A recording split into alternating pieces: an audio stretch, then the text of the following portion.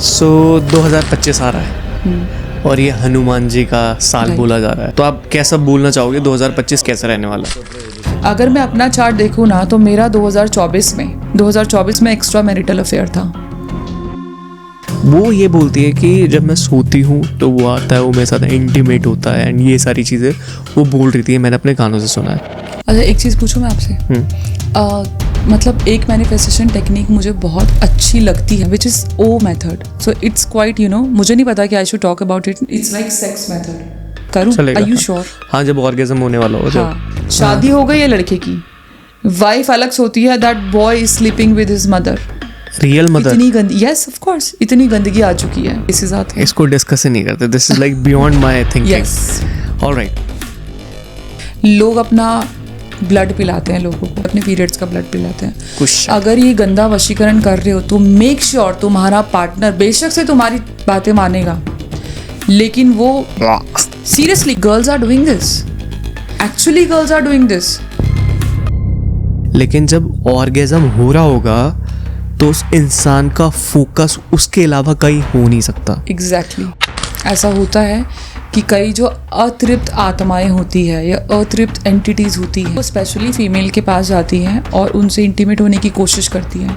अगर गलती से भी आप एक बार इंटीमेट हो जाते हो तो उससे बचना is like next to impossible हो जाता है। जैसे कि आपने पॉडकास्ट का टीजर देखा, ये उसी की तरह पॉडकास्ट है, बहुत ही तगड़ा और ज़बरदस्त।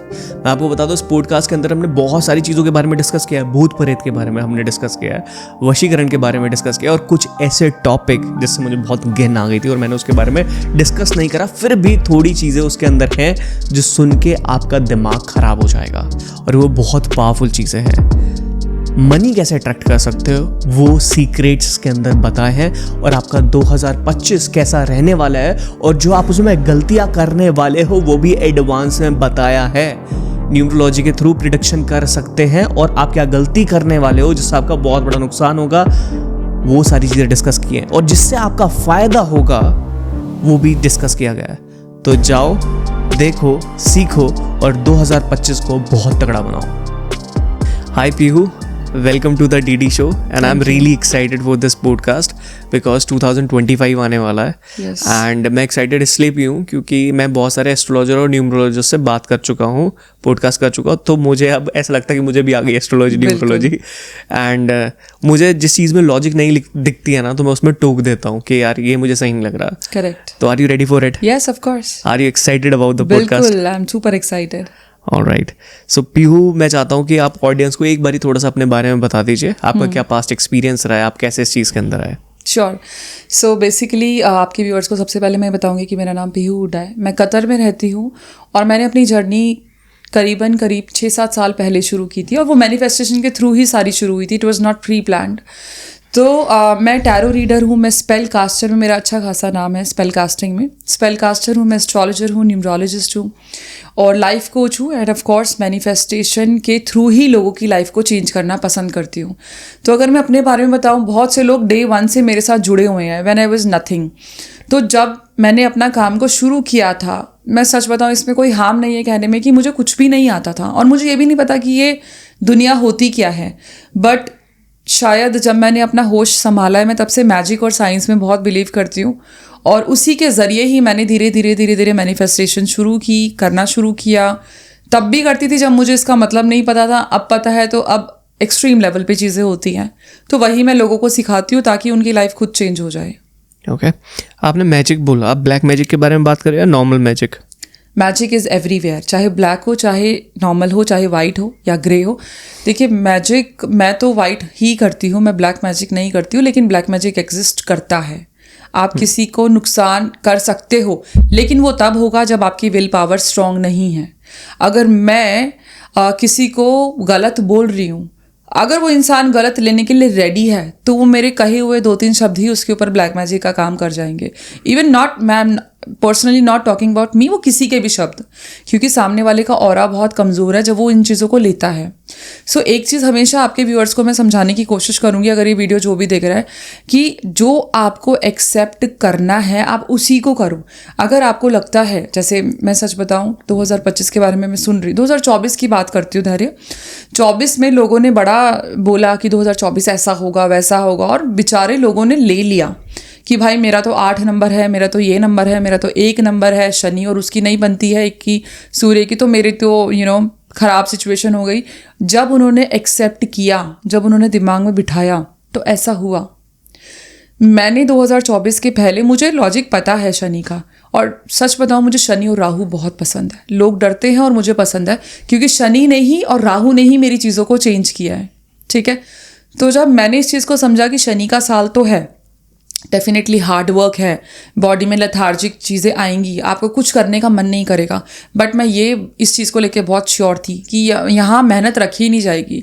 तो मैंने बहुत लोगों को ये समझाया कि कुछ इसमें खतरा या कुछ डेंजरस चीज़ें, देखो कार्मिक चीज़ें होती हैं, वो चाहे 25 हो, 24 हो, 23 का साल हो, 21 का साल हो, या आगे फ्यूचर में भी जो भी साल आएगा, आपके कर्म तो सामने आने ही है। बट यहाँ पे अगर आपकी नीयत अच्छी है, आपकी इंटेंशंस अच्छी हैं और आपके कर्म अच्छे हैं, तो मुझे नहीं लगता कि कोई भी साल और कोई भी ईयर का जो कॉम्बिनेशन है आपके लिए ख़राब है। 2024 में भी मैंने, जो मेरे फॉलोअर्स हैं उनको यही कहा था कि ये साल आपको जितना पैसा, नेम, फेम कमाना है कमा लो, एक्सट्रीम लेवल पे आप पैसा कमा सकते हो 2024 में। यस, और मैंने कमाया भी, मैंने बहुत टचवुड, मैंने बहुत ज़्यादा ग्रो किया 2024 में, एंड आई नो कि मैं 25 में भी करूँगी, और जिन लोगों ने मेरी बात मानी उन्होंने भी ग्रो किया। तो यही लॉजिक होता है कि जब हम किसी को बोलते हैं ना, सामने वाला अपने दिमाग में बिठा लेता है, क्योंकि वो उस पर ट्रस्ट करता है। और जो एस्ट्रोलॉजी, जो ये चीज़ें हैं ना, जो प्रिडिक्शन वाली चीज़ें हैं, ये सिर्फ ज़्यादातर लोग डराने के लिए करते हैं। Got it. आपने मैनिफेस्टेशन एक वर्ड बोला, और मुझे लगता है कि मैं मैनिफेस्टेशन का खुद एक प्रोडक्ट हूँ। There is very big reason why I am telling this. मेरा मोस्टली टाइम ये जाता था, पहले मैं अपने बॉस को देख रहा हूँ, वो मर्सिडीज से आ रहा है और उसकी चेयर अलग है और हमारी चेयर अलग है, तो मैं वो चीज़ें बहुत ऑब्जर्व करता था कि आदमी अमीर कैसे बना, उसने पैसे कैसे बनाए। और मैं जब देखता था, अच्छे ये काम कर रहे हैं, प्रोडक्ट दे रहे हैं, सर्विस दे रहे हैं, इनकी इतनी टीम है, इतना प्रॉफिट जा रहा है, इतना मार्जिन बच रहा है, मैं वो हर चीज़ एनालाइज करता था। I am a very good observer, and मैंने डिसाइड किया कि मुझे भी खुद का कुछ चीज़ करनी है। अगर आप मेरा मोबाइल का वॉलपेपर देखेंगे तो उसमें मेरे मैनिफेस्टेशन लिखा हुआ है कि 2024 में मुझे ये चीज़ अचीव करनी है। ऑलमोस्ट सारी चीज़ें अचीव हो चुकी हैं, बिकॉज मेरा इंटेंट और इंटेंसिटी इज़ लाइक क्रेजी। अगर मैं इस चीज़ के पीछे पड़ जाऊँ तो मैं उसे पकड़ के ही रहता हूँ, चाहे कुछ भी हो जाए। बिल्कुल। सो जैसे आपने मैनिफेस्टेशन के बारे में बोला, आपने क्या क्या चीज़ें अट्रैक्ट करी अपनी लाइफ में मैनिफेस्टेशन के थ्रू? तो सबसे पहले बात करते हैं कि मैनिफेस्टेशन होती क्या है, या मैनिफेस्टेशन को इजी कैसे बनाया जाए। क्योंकि देखो, ये बात तो तय है कि कोई इंसान परेशान होगा तो उसके लिए मेडिटेशन और manifestation is like next to impossible है, क्योंकि वो नेगेटिविटी में इतना घिरा हुआ होता है कि वो अच्छी चीज़ उसके लिए, वो कहते हैं ना कि जैसा आपका मन है सामने वाला भी वैसे ही दिखता है, तो वैसा ही सामने वाला वो सामने वाले को दुखी देखता है, या फिर इस पूरे वर्ल्ड में परेशानियाँ देखता है। तो बात करती हूँ, मैं जब छोटी थी, मुझे मैनिफेस्टेशन का मतलब भी नहीं पता था। मेरी अकॉर्डिंग ना, आपकी जो विजुअलाइजेशन होती है, एक बच्चा ना अपने आप को कहाँ, जैसे वो दूसरों को खेलता हुआ देखता है तो वो कोशिश करता है कि मैं उसी गेम से खेलूँ, चाहे उसके पास कितनी भी अच्छी चीज़ हो, वो अपने आप को ना वहाँ पे पहुँचा देता है। तो सेम चीज़ मैनिफेस्टेशन पे हमें करनी होती है कि जो भी गोल्स हमें चाहिए, सपोज करो आपने जैसे बोला कि आप मर्सिडीज़ वाला जो किस्सा था या फिर वो चेयर वाला था, तो आप ये तो ज़रूर सोचते हो कि अमीर कैसे बना, लेकिन कहीं ना कहीं ये भी आपके दिमाग में था कि मैं वहाँ पे बैठा हूँ तो कैसा लगूंगा। ठीक है, 2000 मेरे ख्याल से ये 11-12 की बात है, जब मैं मम्मी पापा मेरे भाई जब रहते थे इकट्ठे, तो हमारी एक वॉल पे एक बहुत बड़ी सीनरी थी जो कि पीओपी के थ्रू बनी हुई थी, पीओपी से बनी हुई थी। 6x6 की सीनरीज का बहुत फैशन था उस टाइम पे। तो वो हमारा घर ज़्यादा बड़ा नहीं था, तो वो जो सीनरी थी ना, उसमें ग्रीनरी, बहुत बड़ा गार्डन और बहुत ही अमेजिंग था। तो वहाँ पे ना मैं और मेरे दोनों भाई, क्योंकि उनके लिए तो वो एक सजावट का था जो मम्मी पापा ने बनवाया था, लेकिन मेरे और मेरे भाइयों के लिए ना वो बहुत ही एक्साइटेड एक्साइटिंग वाली जो चीज़ थी, एक्साइटमेंट वाली चीज़ थी, क्योंकि हम खड़े होकर ही देखते थे कि यहाँ से मैं आ रही हूँ, यहाँ से हम खेल रहे हैं, यहाँ पे हम ये करेंगे वो करेंगे, बच्चों वाली जो चीज़ें होती हैं। तो कहीं ना हम उन चीज़ों को मैनिफेस्ट कर रहे थे, क्योंकि हम उस मोमेंट पे जी रहे थे। तो जब भी आपको मैनिफेस्ट करना होता है ना, आप उस मोमेंट पे जीना शुरू कर दो, आपकी मैनिफेस्टेशन बहुत ईजी हो जाती है। आप बैठे बैठे यही बोलोगे कि मेरे को 2 करोड़ मिल जाए, मेरे को 1 करोड़ मिल जाए, मैं बहुत सक्सेस हो जाऊँ, ये वो, ऐसे नहीं होता। आपको आंख बंद करके अपने आप को 5-10 मिनट का टाइम दो, अब उस मोमेंट पे पहुंच जाओ। जैसे आपको अगर कोई गाड़ी चाहिए तो उस गाड़ी में अपने आप को बैठना विजुअलाइज करो कि yes you are sitting and you are driving. ठीक है, अगर आपको किसी ओहदे पे पहुंचना है, अगर आपको नेम फेम चाहिए, तो आप उसको विजुअलाइज करो कि यस आपको रिकग्निशन मिल रही है, people are talking about you. तो वो मैनिफेस्टेशन बहुत ही क्विक होती है। और इसका भी एक छोटा सा एग्जांपल देती हूँ कि वाटर चार्जिंग मेथड, जो कि बहुत वायरल भी हुआ था जब मैंने लोगों को ये चीज़ सिखाई भी थी। तो ये क्वांटम फिजिक्स का एक मेथड होता है, इवन 2 मेथड मैं आपको बताऊंगी। आप 2 ग्लास लेने हैं, आपने एक ग्लास, आपने 2 पेपर लेने हैं। एक पेपर पे आप अपनी सारी मुसीबतें जो आपकी चल रही हैं वो सब लिख दो कि I am going through this, ये वो जो भी है आपका। और जो दूसरा ग्लास है, वो दोनों ग्लास आधे आधे भरे होने चाहिए। और दूसरे ग्लास के लिए आपने एक पेपर रेडी करना है जो कि आपकी फ्यूचर प्लानिंग्स है, जो आपके गोल्स हैं कि मैं ऐसा हूँ, मेरे पास इतना पैसा है, I am having happy life with wife, husband, बच्चे, ये वो जो भी आपको चाहिए, कार चाहिए, घर चाहिए, बंगला चाहिए। Now you hold first glass, पहला ग्लास जो आपने नेगेटिविटी जिस पे चिपकाई हुई है, आपने वो होल्ड करना है। And you will have to recall the things जो कि आपकी चल रही हैं लाइफ में। ठीक है, उसके बाद में जो दूसरा ग्लास है, आपने गलत वाले का पानी अच्छे वाले में डाल देना है। मतलब जो नेगेटिव वाइब्रेशंस है वो पॉजिटिव में कन्वर्ट कर दो आप। And then you visualize everything which you want and drink it. आप अगर ये डेली 2 मिनट का टाइम है आपके पास, 2 मिनट का काम होता है, अगर आप ये डेली कर लोगे ना, तो जो भी आपके जितने भी जो दूर की चीज़ें हैं जो सोचते हो कि इम्पॉसिबल है, बहुत जल्दी पॉसिबल हो जाएंगी। सालों में अगर आपके बहुत बड़े बड़े गोल्स हैं तो मैं कह रही हूँ कि शायद आपको 6 महीने 1 साल भी ना लगे। दूसरा, नॉर्मली अगर आप पानी लेते हो, जैसे ये ले लो, हाँ, जैसे ये पानी का ग्लास है, इसमें वाटर है, हमने इसको होल्ड करके इसमें अच्छी चीज़ें 1 मिनट का टाइम लो, 30 सेकंड का टाइम लो, इसमें आपने अच्छी चीज़ें बोलनी है जो आपको चाहिए। I am very success, I am beautiful, I have money, money comes to me easily, my bank accounts is increasing, जो भी आपने बोला, my husband loves me, my kids are cute and sweet and intelligent, and then you drink it. आप यकीन मानो ये technique इतनी easy है और आपकी लाइफ चेंजिंग थ्योरी है। ठीक है, मैं इसमें थोड़ा सा लॉजिक घुसाना चाहूंगा मैनिफेस्टेशन में। बिल्कुल, आप बताना if I am wrong, just पोक मी। ठीक है, मैनिफेस्टेशन कैसे, पहले मैंने बहुत सारे कोर्सेज करे मैनिफेस्टेशन के। मैंने बुक भी पढ़ी, stranger secret in the world, बहुत सारी चीज़ें, नेपोलियन हिल एंड एवरीथिंग, मैंने जो हो सकता था मैंने वो सब पढ़ा, लेकिन मेरे कुछ काम नहीं आया।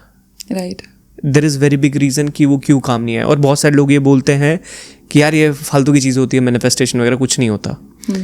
अगर कोई चीज़ लॉजिक के साथ हो ना और उसके पीछे आपको रीज़न पता हो तो वो चीज़ें हो जाती है फिर। जैसे फॉर एग्जांपल, मैं यहाँ पे हूँ और मैं सोच रहा हूँ यहाँ की हूँ, तो वो चीज़ हो ही नहीं सकती। You need to go step by step, correct, logically, right. So जब मैं जॉब में था तो मैं अपने आप को एज अ बिजनेस ओनर देखता था, और जो मेरा मैनिफेस्टेशन था ना वो पहले वही था कि मैं अपने बिजनेस ओनर की तरह मर्सिडीज चला रहा हूँ और ये कर रहा हूँ। आप अपने शब्दों पे ध्यान देना, आपने बोला मैं देखता था, यहीं पे आपकी मैनिफेस्टेशन शुरू हुई थी। आप देखते हो, आपने ये नहीं सोचा कि मैं वहां जाऊंगा या मैं वहां पे पहुंचूंगा, आपने खुद बोला कि मैं देखता था। तो दैट्स द करेक्ट वर्ड। हाँ प्लीज, राइट। तो मुझे पहुंचना अल्टीमेटली वहीं था जहाँ वो थे, ठीक है। बट क्या मैं एकदम पहुंच सकता हूँ, उस प्रोसेस को 1 साल में कर सकता हूँ? जिनको 60 साल लग गए हैं वो चीज़ करते हैं, नेवर। आई थिंक हो ही नहीं सकता, लॉजिकली नहीं है। तो मुझे पहले क्या देखना था कि मुझे अगर मैं 22,000 रुपये कमा रहा हूँ तो चलो मैं 50,000 पे पहुँच जाऊँ, 50,000 पे पहुँच जाऊँ तो चलो 2 लाख पे पहुँच जाऊँ, 3 लाख पे, 10 लाख पे, 20 लाख पे। इस तरीके से मैं धीरे धीरे पहुँच सकता हूँ, लेकिन उसके लिए एक रियलिस्टिक प्लान होना बहुत ज़्यादा जरूरी है। लोग सोचते हैं मैंने ये सोच लिया, मैंने पेपर पे लिख लिया, अब तो मैं अमीर हो जाऊंगा। It won't happen like that, right. So ये भी क्लियर होना जरूरी है कि आप कैसे करोगे। विजन, जो मेरा काम है, ये मेरा काम है, अच्छे इसके थ्रू मैं 100 करोड़ बनाना चाहता हूँ, या इसके थ्रू मैं 10 लाख रुपए महीना कमाना चाहता हूँ, और इसका स्टेप बाय स्टेप ये है, अगर मैं 1 लाख पे हूँ तो आगे 10 लाख के लिए मुझे ये स्टेप लेने पड़ेंगे, तो काम भी करना पड़ेगा। तो लोग बस ये सोचते हैं लिख लिया और हो जाएगा। अगर आप सोच रहे हैं कि मैं बीच में कहाँ से आ गया, तो मैं आपको बता दूं, मैं आपकी मदद करने के लिए आया हूँ। अगर आप वर्किंग प्रोफेशनल या बिजनेस ओनर हो और अपने बिजनेस के अंदर लीड्स, मार्केटिंग, सेल्स, ब्रांडिंग नहीं कर पा रहे हो, तो इसमें मैं आपकी मदद कर सकता हूँ। और इवन अगर आपको ये भी फील हो रहा है कि आपका बिजनेस सैचुरेट हो चुका है, तो मैं इसमें आपकी मदद कर सकता हूँ। नीचे डिजिटल धैर्य की ट्रेनिंग है, वहाँ पे क्लिक करके आप देख सकते हो कि आप अपने बिजनेस को जीरो से कैसे स्केल कर सकते हो और इवन सैचुरेटेड बिजनेस को दोबारा से कैसे चला सकते हो। Now you can enjoy this podcast. बिना मेहनत के तो आपको कुछ भी नहीं मिलेगा। अगर आपके सामने 56 भोग भी रखे हैं ना, तो आपने उठाने की मेहनत तो करनी है। अगर आप ये सोचोगे कि हाँ मुझे पेट में अपने आप ही चला जाए, तो of course that's not possible. तो मैनिफेस्टेशन करो, लेकिन मेहनत करना इज ऑलवेज इंपॉर्टेंट। और जब आप मेहनत करते हो ना, तो वहाँ पे फिर शनि का रोल जरूर आता है, क्योंकि शनि इज द कारक ऑफ कर्मा। मेहनत तो ऊपर वाला कभी रखता ही नहीं है। अगर आप दिल से, अपनी इच्छा से और बहुत ही एक्सट्रीम लेवल पे मेहनत कर रहे हो, तो शनि आपको रिजल्ट ज़रूर देंगे। और जब ये चीज़ें होती है ना, तो कहीं ना कहीं सारी चीज़ें मिलके होती हैं। मतलब ये नहीं कि आपके प्लैनेट अपोज कर रहे हैं and then you are doing, आप इस ट्रैक पे जा रहे हो, आपकी मैनिफेस्टेशन कहीं और जा रही है और आप कुछ कर भी नहीं रहे, आप बैठे बैठे सोफे पे सोच रहे हो कि ऊपर से पैसा आ जाए। Actually it's not possible. मेहनत करना इज ऑलवेज इंपॉर्टेंट। लेकिन कई बार क्या होता है, लोगों का काम नहीं चलता, लोग स्टक हो जाते हैं। और सबसे बड़ी बात, किसी ने कुछ कर दिया किसी ने कुछ कर दिया। आई स्वेयर, अगर मेरी दिन में 10 से 15 कंसल्टेशन होती है, तो उसमें शायद 14 यही होती किसी ने कुछ कर दिया। ऐसा नहीं होता, आप ही हो जो अपने ऊपर कर रहे हो। So it's all about the mindset. Everything is about mindset. Everything. हमारा दिमाग इतना पावरफुल है और ये दिमाग का ही खेल है और कुछ नहीं है। मैं कह रही हूँ, इस दुनिया में दिमाग के अलावा कोई चीज़ एग्जिस्ट ही नहीं करती। हमारी मैनिफेस्टेशन दिमाग से होती है, हमारा मैजिक दिमाग से होता है, हमारा हर चीज़। अगर मैं ये मान लूँगी ना, आप खुद लाइव एग्जाम्पल ले लो। आप 2 मिनट ये सोच लो मेरे सर में दर्द हो रहा है, उसी टाइम अगर नहीं हुआ तो देखना। दिस इज़ वेरी ऑब्वियस कि आप जो सोचोगे ना, इसीलिए कहती हूँ कि घर का एनवायरनमेंट पॉजिटिव होना बहुत ज़रूरी है। मंत्र चैंटिंग जो होती है, चाहे आपको नहीं आते तो आप चला लो, साउंड थेरेपी जो होती है वो कर लो, खुद मंत्र चैंटिंग कर लो। प्योरिटी, मैंने जब पहले ये पॉडकास्ट में एक चीज़ बोली थी जो कि काफ़ी लोगों ने अपोज किया था, काफ़ी लोगों ने पसंद किया था। मैं फिर से एक चीज़ बोलूँगी कि जब भी आप खाना खाते हो और पानी पीते हो, मेक श्योर आपका टीवी बंद हो, क्योंकि जो एनर्जी आप देखते हो, स्पेशली वाइल ड्रिंकिंग वाटर और कॉफ़ी, ठीक है, तो वो आप एनर्जी खुद भी कंज्यूम कर रहे हो। लोग गलत चीज़ें देखते हैं, लोग हॉरर शो देखते हैं, लोग बिग बॉस देखते हैं। पहले मैंने बिग बॉस का नाम लिया था तो बड़ा चिक हुआ था, बट देन गाली गलौच वाली जो चीज़ें देखते हैं, यू आर हैविंग समथिंग ना, तो और आपके बच्चे आराम से बैठ रहे हैं, आप कुछ खा रहे हो। मेरे घर में कभी ऐसा नहीं होता। स्पेशली जब खाना टेबल पे लग जाता है, या तो सिर्फ एलेक्सा पे आपका जो चलाना है वो चलेगा, मेरे घर में चैंटिंग का ज़्यादा चलता है, या फिर चीज़ें बंद रहेंगी, कुछ भी नहीं चलेगा। क्योंकि वो जो आप बातें कर रहे हो, लोगों के घर में कलेश होता है, मीटिंग्स होती हैं, आप कॉफ़ी पे नेगेटिव बातें करते हो, है ना, होता है ना, किसी के बहू का कलेश हो गया, उसके घर वालों को बुला ले and then you are having coffee एंड तुम्हारे बच्चों ने ये किया वो क्या, आप वो एनर्जी खुद भी कंज्यूम कर रहे हो, लड़ाई ऑफ कोर्स ले रहे हो। तो ये चीज़ें कभी नहीं होनी चाहिए। आपको बात करनी नॉर्मल करो, लेकिन उस टाइम कुछ खाओ पियो मत। पीना तो बिल्कुल भी नहीं है। कॉफी मैनिफेस्टेशन विच क्राफ्ट में is like superb, tried and tested. सुबह एक कॉफ़ी ले लो या चाय ले लो, वट एवर यू लाइक, आपने 3 बारी स्पून से उसको स्वर्ल करना है, विद मैनिफेस्टेशन घुमाना है। कि सपोज करो कि आपका क्लाइंट बेस्ड बिजनेस है, I am getting 20 clients today, I am getting 50,000 today, I am earning 50,000 and you will have to assume that कि आपके बैंक अकाउंट का जो मैसेज है आपके फ़ोन पे पॉपअप हुआ एकदम कि क्रेडिटेड विद 50,000, 1 लाख, जो भी आपका जिस भी तरीके का काम है। 3 बारी आपने घुमा के और उसको ना टॉप पे एक बारी, मतलब 3 बार ही टन टन टन ऐसे बजाना है। ये दिस इज कॉल्ड स्पेल। ये एक तरीके का स्पेल है। जब हम जैसे कॉफी पी रहे हैं फॉर एग्जांपल, हाँ, पहले करूं वो टन टन टन या बाद में? सपोज दिस इज कॉफी, आपने स्पून ली, now you are manifesting in your mind कि मेरे पास पैसे आ रहे हैं आज, एंड ये वाला इतना अमाउंट मेरे पास आया है, पॉपअप हुआ है, जो भी आपको सोचना है। 3 बार आपने घुमाया और फिर टन टन टन ऐसे करा, and then you drink it, have a sip. और 3 बार क्यों करा हमने? 3, ये विचक्राफ्ट की एक एक्ट्स हैं, इसमें कोई ऐसा लॉजिक नहीं है 3 बारी, लेकिन 3 बारी ही आपको घुमाना है। ठीक है। या फिर अगर आप इसको न्यूमरोलॉजी से मर्ज करोगे तो 3 नंबर जो जुपिटर का होता है वो बहुत ही ज़्यादा किसी चीज़ को बढ़ाने के लिए होता है, आप उससे रेजोनेट कर सकते हो, लेकिन ऐसा कोई लॉजिक है नहीं। ओके एक केस स्टडी है, मैं आपको बताना चाहूँगा, बहुत इंटरेस्टिंग केस स्टडी है। तो एक साइंटिस्ट थे, उन्होंने ना एक पेड़ 3 पेड़ लिए। हाँ। एक को उन्होंने डाल दिया ऐसी, उसकी कोई केयर नहीं करी, उसको देखा भी नहीं। और एक पेड़ था जिसको वो गालियाँ देते थे, राइट। और एक पेड़ था जिसको वो बहुत प्यार करते थे। तो फिर जब उनकी ग्रोथ हुई और वो रोज़ उनको, एक को आके गाली देते थे, एक को देखते भी नहीं थे, और एक को बहुत प्यार करते थे, और सबके पास पानी भी था, हवा भी थी, और धूप भी था, सबके पास सब बराबर था। ये एक्चुअली में रिसर्च हुई है। तो जिसको देखते नहीं थे वो भी खराब हो गया, मतलब वो ऐसी नॉर्मल झड़ गया पूरा, और जिसमें वो गाली देते उसमें कीड़े वीड़े लग गए, और जिसको प्यार करते थे वो बहुत फल फूल वो, हाँ, वो ग्रो होगा। यस, ये साइंटिफिक प्रूवन भी चीज़ें हैं, और इसको आप नॉर्मली अपनी एनर्जीज चेक करने के लिए भी एक काम कर सकते हो। अपने दोनों हाथों को रब करके एंड थोड़ा सा इसको प्रेस करके फिर से दोनों हाथों को रब करो। एक हाथ में आपने गालियाँ देनी हैं, गलत चीज़ें बोलनी है, और दूसरे हाथ में आपने अच्छी चीज़ें बोलनी है। ऐसे करके, जैसे आपने अभी यूज़ किया और गलत चीज़ें बोला, और दूसरे हाथ में आपने अच्छी चीज़ें बोली। ना अपने हाथ को ढीला छोड़ दो। आपका जो हाथ, जो एनर्जी आपकी हैवी होगी अंदर, वो हाथ हैवी हो जाएगा। अगर आपकी गालियों वाला हाथ नीचे गया है तो यानी कि you are too much negative. ढीला छोड़ दोगे ना तो एक हाथ अपने आप ही नीचे, just close your eyes and अपनी बॉडी को लूज छोड़ो, तो एक हाथ 100%, मैं ये कहूँगी कि आपके जो भी व्यूअर्स है ट्राई करना। Okay. मैंने ये अपने यूट्यूब पे डाली है ये चीज़। Sorry to cut you guys, अभी ये चीज़ करके बताओ, और नीचे कमेंट करके मुझे बताओ कि इट इज़ एक्चुअली हैपनिंग और not, please. It will happen. मेरे यूट्यूब पे तो दुनिया भर की फीडबैक्स है कि मैम हमारे पास ये एनर्जी ज़्यादा है, ये वो। मैंने खुद भी ट्राई किया है। जो हाथ आपका हैवी हो रहा है वो एनर्जी आप में ज़्यादा है। देन अगर सपोज करो आप पे नेगेटिव एनर्जी बहुत ज़्यादा है, आपके नेगेटिव गालियों वाला हाथ नीचे गया है, तो अपने अंदर की शुद्धता को बढ़ाओ, अपनी प्योरिटी को बढ़ाओ। Got it. एक और ना मैं आपको केस स्टडी बताना चाहूँगा, ये भी बहुत इंटरेस्टिंग है। जैसे हम एनर्जीज़ के बारे में बात कर रहे हैं, जैसे आपने बोला कि हम कुछ नेगेटिव बात कर रहे हैं, वी आर हैविंग कॉफ़ी, तो वो इनसिक्योरिटी हमारे अंदर आ गई। इसी चीज़ को ना फूड से रिलेटेड है। जैसे आजकल लोगों के अंदर तमस बहुत होता है, है ना, तमस, क्योंकि तामसिक खाना खा रहे हैं। अब जैसे फॉर एग्जाम्पल जितने भी नॉन वेजिटेरियन लोग हैं उनके अंदर थोड़ा सा इनसिक्योरिटी वाला चीज़ देखा गया अकॉर्डिंग टू द रिसर्च। और मोस्टली अगर आप देखोगे कि जैसे फॉर एग्जांपल कोई चिकन ले रहा है, राइट, तो जब चिकन कटता है तो उसके अंदर बहुत वो होती है, केमिकल रिएक्शन होता है, उसके हाथ, उसको पता लग जाता है मुझे मारने वाला है, राइट, तो वो उसको काटते हैं, बॉडी में केमिकल रिएक्शन होता है इनसिक्योरिटी के, मैं मरने वाला हूँ, ये चीज़ें उसके।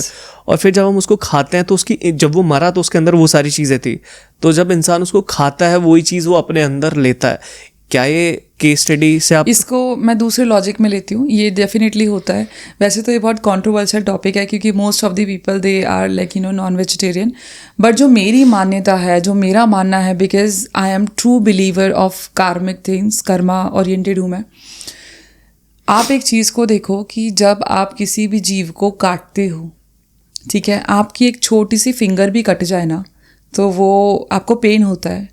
आप जब किसी भी जीव को काटते हो तो क्या वो आपको मारने से पहले, मतलब जब आप मारने जा रहे हो, उसको पता लग जाता है कि भाई तुम्हारा अंत होने वाला है, तो क्या वो आपको बददुआ नहीं देता होगा? क्या उसके मन से हाय नहीं निकलती होगी? डेफिनेटली वो आपको ये तो नहीं बोलेगा कि थैंक यू सो मच, तुमने तो मेरा दिन बना दिया कि वही मुझे मार के। वो सारे वो काम करता होगा जो शायद आपके साथ अगर कोई आपका पैसा भी लेके भाग जाए तो आप करते हो वो सारी, और आपका बददुआ, आपकी बददुआ लगे या ना लगे, क्योंकि वो ऊपर वाले को पता है कि आप कैसे हो अच्छे, क्योंकि बददुआ देना हर किसी का नहीं होता ना, बहुत ही प्योर हो आप तो ही बददुआ लगती है। लेकिन जिसके साथ आप गलत कर रहे हो, जो अपने आप की मदद नहीं कर सकता, अपने आप को बचा नहीं सकता, वो बददुआ आपको दे रहा है, तो फिर आपका कैसा होगा? वही खाना आप खा लेते हो, वही फिर आपकी सोच हो जाती है, इतना एग्रेशन आपका हो जाता है क्योंकि आप किसी को मार के खा रहे हो, ठीक है, आप अपने टेस्ट के लिए या जो भी रीज़न है आप उन चीज़ों को खा रहे हो, तो आपके साथ क्या हुआ? आपके अंदर वो एनर्जीज गई हैं, आपके वो अंदर हाई गई है, वो बद्दुआ गई है, वही आपकी कभी ना कभी सामने आती है। जब मेरी छोटी बेटी हुई थी तो कतर में ही हुई थी, तो उसको B12 की कमी थी, टेस्ट हुए थे, तो मुझे डॉक्टर ने बोला कि आपको B12 की, क्योंकि मैं वेजिटेरियन हूँ, मैं एनीमिक हूँ, तो मुझे डॉक्टर ने बोला कि आपको नॉन वेजिटेरियन खाना पड़ेगा, यू डोंट, या तो फिर इसकी मेमोरी लॉस हो जाएगी। अब मैंने डॉक्टर को बोला कि देखो मैं वेजिटेरियन हूँ, मैं नहीं कर सकती ये काम। तो उसने बोला कि अगर आप नहीं कर सकते हो तो आपको वैक्सीनेशंस खुद भी लेनी पड़ेगी बहुत सारी, और बच्चे को भी देनी पड़ेगी। तो मैंने वो प्रेफर किया। तब दोबारा टेस्ट हुआ, फिर से कुछ ज़्यादा रिजल्ट नहीं आया, क्योंकि B12 की कमी बहुत ज़्यादा थी, और वो मेरी वजह से ही थी, क्योंकि वेजिटेरियंस में कुछ होती हैं कमियाँ, मेरे में भी थी। तो वहाँ पे डॉक्टर ने बोला कि अगर आप नॉन वेज नहीं खा सकते, यू एटलीस्ट स्टार्ट एग, लेकिन अगर तीसरी बारी टेस्ट फेल हुआ तो आपको खाना ही पड़ेगा। अब वहाँ पे मेरे हस्बैंड और मेरे बीच में थोड़ा सा, क्योंकि बच्चे की मेमोरी से ऊपर तो कुछ भी नहीं है, ठीक है, तो वहाँ पे धैर्य, मैंने ना चाहते हुए भी मैंने आई थिंक 2-3 महीने सिर्फ एग खाए थे, सिर्फ एग्स ही खाए थे। मेरे जीभ तक, मेरे टंग तक छाले हो गए थे, ताकि मुझे नॉनवेज तक ना जाना पड़े। मैंने सिर्फ वो एग्स खाए थे, और मेरी वो खैर वो कमी वमी दूर हो गई जो भी थी, कुछ वैक्सीनेशंस वगैरह लिए। तो भगवान ना करे खैर मेडिकली किसी को नॉनवेज की तरफ जाना पड़े, लेकिन जो टेस्ट के लिए खाते हैं मैं उनको यही बोलूँगी, छोड़ने तो खैर कोई वाला नहीं है, ऐसा कुछ नहीं है कि मेरे कहने से कोई छोड़ देगा, बट हाँ भुगतान तो करना ही पड़ता है। आपने मैनिफेस्टेशन की वो पानी वाली टेक्निक बताई, कॉफ़ी वाली टेक्निक बता दी, और वो टन टन टन वाली भी बता दी। और कोई टेक्निक है ऐसी जिससे हम जो सोचते हैं, जैसे मैं क्या टेक्निक फॉलो करता हूँ, पहले मैंने एक टेक्निक फॉलो करी 369, अगर आपको पता होगा इस बारे में। 369 मेरी तो बहुत सारी डायरी भरी हुई है, और वो मैंने अचीव भी कर लिया वो चीज़ लिख के। दूसरा था कि अब मैंने लिखना बंद कर दिया है। अब इट्स जस्ट लाइक कि मैंने एक पेपर पे लिखा है और मेरे वॉलपेपर पे, और मैं सुबह उठ के देख लेता हूँ, ठीक है, आई अचीव दिस, वो कॉन्फिडेंस आ गया। तो एक ये टेक्निक मैं फॉलो करता हूँ, 369 वाला था वो मैं कर चुका हूँ, अब इतना नहीं करता है, मैं बस लिख लेता हूँ, एक बार लिख ज़रूर लेता हूँ कि वो मुझे ध्यान रहे, फ़ोन देख लेता हूँ। दूसरा एक और टेक्निक है कि विजुअलाइजेशन और विजन बोर्ड, कि मैंने ना अपना एक ऑफिस में बोर्ड लगाया हुआ है बड़ा सा, और उसमें मैंने लिखा मुझे एक गाड़ी चाहिए, मुझे वॉच चाहिए, मेरा घर ऐसा होना चाहिए, हाँ ये सारी चीज़ ऐसी होनी चाहिए। एक ये है मेरा। आप क्या बोलना चाहोगे, और कोई टेक्निक जो आपको लगता है जिससे जल्दी से अट्रैक्ट कर सकते हैं? सो बेसिकली अगर आप मैनिफेस्टेशन की 369 और 555 की बात करो, तो ऐसे बहुत सारी मैनिफेस्टेशन टेक्निक है। वी विल टॉक अबाउट स्वर विज्ञान ऑल्सो, वो भी मैनिफेस्टेशन के बारे में होता है। तो सबसे पहले तो जो आपने वॉल पे लगाया हुआ है उसके बारे में मैं बात करती हूँ। एक विजन बोर्ड बना लो, ठीक है। हमारी जो वेस्ट वॉल होती है वो मैजिक वॉल के नाम से जानी जाती है। किसी भी चीज़ को पूरा करने में इच्छा पूर्ति की वॉल होती है वो। तो अपनी कोई भी, जैसे सपोज करो कि आपको कुछ भी चाहिए, आप उसका ना एक प्रिंट आउट ले लो, कोई भी फोटो ले लो, मैगजीन से ले लो, एंड देन प्रिंट आउट ले लो, उसको वेस्ट पे चिपका दो ना। उस इंसान जो वहाँ पे वेस्ट वॉल पे आपने जो पोस्टर लगाया हुआ है, और जो भी इंसान है वो अपने आप को विजुअलाइज करो वहाँ पे। तो this is called vision board. मेरी एक क्लाइंट ने उसको कुछ किसी पर्टिकुलर ऑफिस में ज्वाइन करना था, किसी ब्रांड नेम में ज्वाइन करना था, उसने उसकी फ़ोटो वहाँ पे लगाई थी, और जो वहाँ का जो भी कलीग्स थे वहाँ पे वो अपने आप को विजुअलाइज करती थी। तो विद इन 6 मंथ उसकी खुद नौकरी लग गई थी।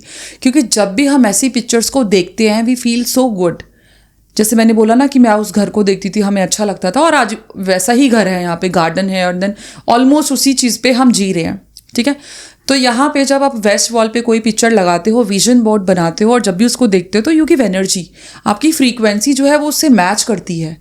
तो ये नॉर्मली होता है कि अगर आप विजन बोर्ड बना लो, या फिर एक जो स्विच वर्ड होते हैं, या फिर जो सर्कल्स एनर्जी सर्कल होते हैं, उसको लगाया इसलिए जाता है कि जब भी आप उसको देखोगे तो आप उसको फ्रीक्वेंसी दोगे और वो फ्रीक्वेंसी लोगे ना। 369 मेथड और 555 मेथड बहुत कॉमन है, सारी दुनिया को पता है। मैं चाहता हूँ कोई आप ऐसी टेक्निक बताओ जो पावरफुल हो और कम लोगों ने सुना हो। देखो, है एक ऐसी technique which is called O method.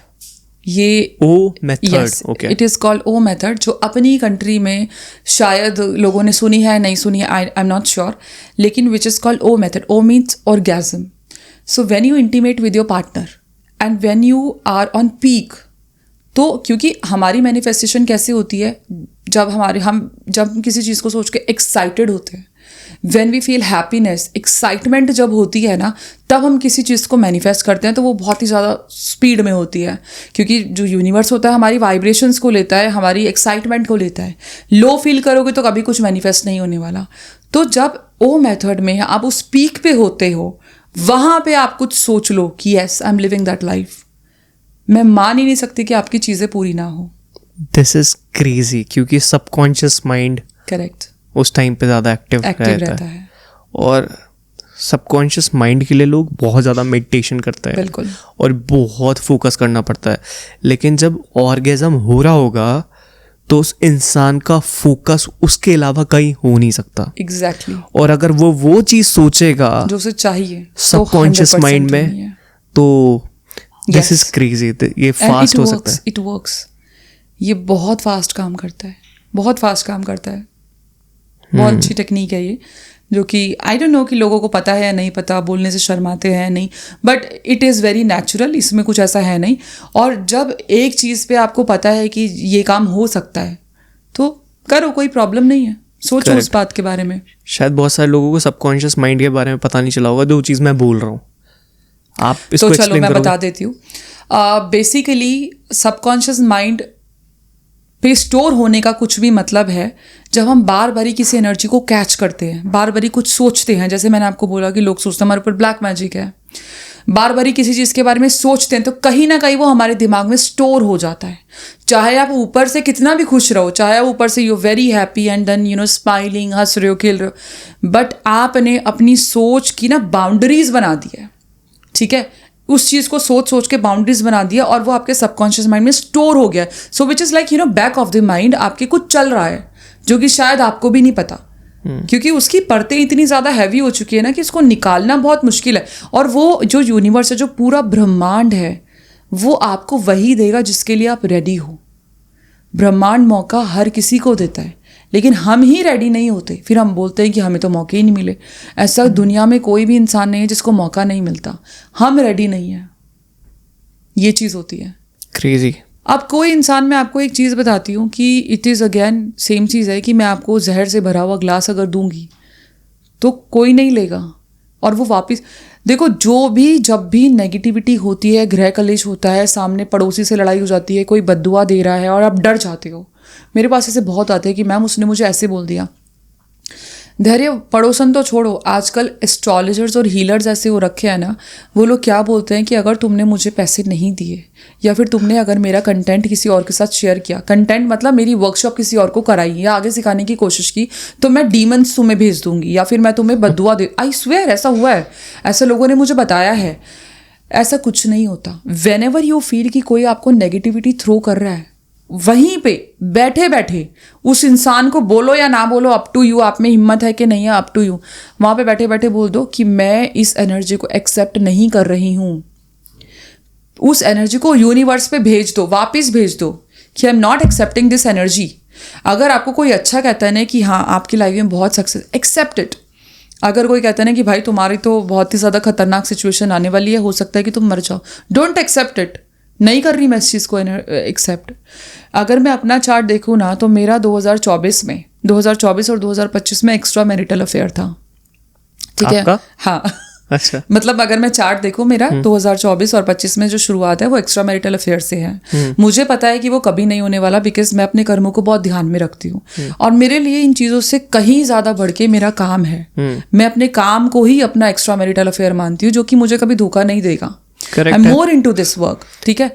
तो वहां पे मुझे पता है कि I will never accept this thing कि मेरा कभी भी कोई एक्स्ट्रा मैरिटल अफेयर हो सकता है। I have that will power, चाहे सिचुएशन कैसी भी हो, चाहे शादी अच्छी हो या ना हो।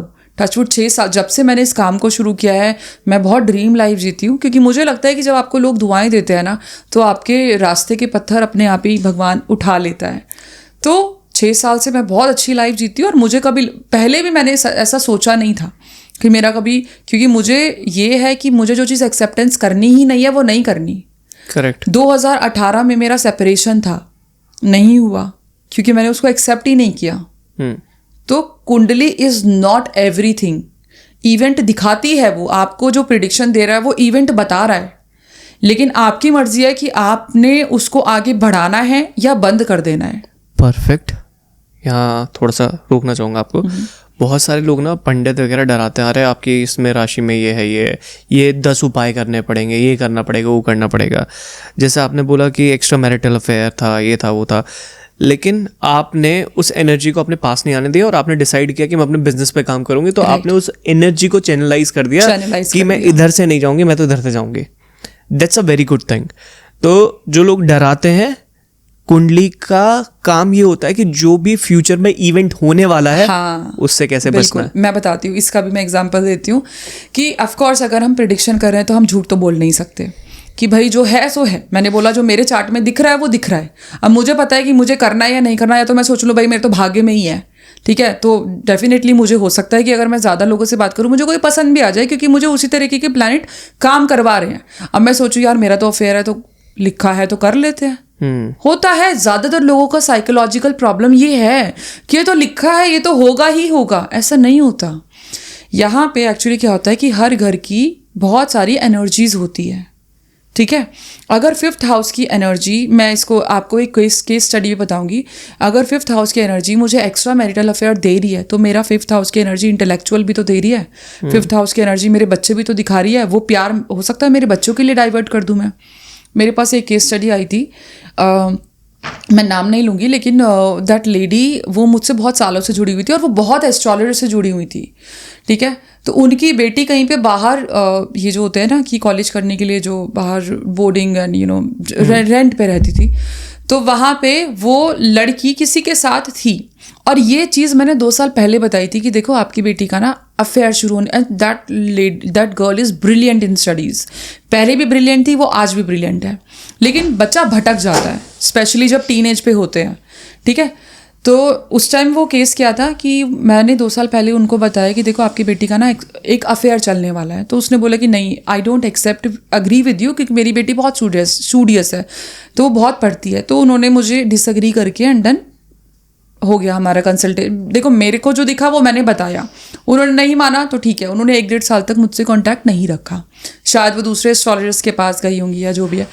अब उनकी बेटी का अफेयर हुआ, उनकी बेटी फिजिकली भी हुई, उनकी बेटी को धोखा भी मिला। And then she came back to me कि पीयू जी आपने मुझे ऐसा कहा था और ऐसा ऐसा हुआ है, अब बताओ मैं क्या करूं, ठीक है। अब वो लड़की की स्टेज ऐसी हो चुकी थी कि लड़के ने छोड़ दिया था, लेकिन वो उसकी बात करती थी, सुसाइड की बात करती थी। ये ज़्यादा पुरानी बात नहीं, 2024 की बात है। वो सुसाइडल चीज़ों में पड़ गई थी कि मैं मर जाऊंगी। एक होता है ना कि आप पीक पे प्यार करते हो, तो वो एक कि मैं तो जी ही नहीं सकती। तो उस लड़की से मैंने बात की थी, मैंने कहा शी इज़ ओनली 18 और 19, बहुत छोटी है। तो मैंने उससे बोला कि देखो आपकी लाइफ में दोबारा ऐसा आएगा इंसान कोई जो आपको ये दिखाएगा कि वो आपसे प्यार करता है। तो कहती है कि फिर मुझे जीने का क्या फ़ायदा, वो तो मुझे फिर से धोखा देगा। मैंने कहा आप इस घर की एनर्जीज को डाइवर्ट कर दो। कहती वो कैसे करूँ, मैं तो जी भी नहीं पा रही।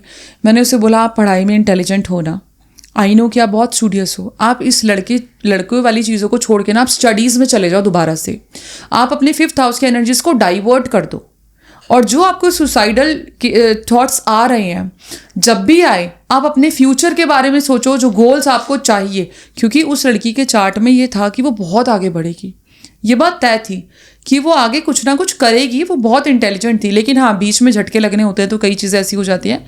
उसने 2-3 महीने इस चीज़ पे काम किया, उसकी लाइफ में आया कोई लड़का जो कि अभी ठीक है, कोई ऐसी प्रॉब्लम नहीं है, लेकिन वो इस चीज़ को समझ गई है कि अगर हमारी लाइफ में कोई प्रॉब्लम हो रही होती है तो हम उस घर की एनर्जीज को डाइवर्ट कर देते हैं। अब 12th हाउस किसी का एक्टिवेट हो, 12th हाउस में क्या है कि हो सकता है कि भाई तुम्हारे जेल योग बन रहा हो, तुम्हारी आइसोलेशन हो, तुम्हारा डिप्रेशन हो, लेकिन वहीं पे अगर आप ट्रैवल कर लो, ठीक है, या इन्वेस्टमेंट कर दो, तो आपकी 12th हाउस की एनर्जीज डाइवर्ट हो चुकी हैं।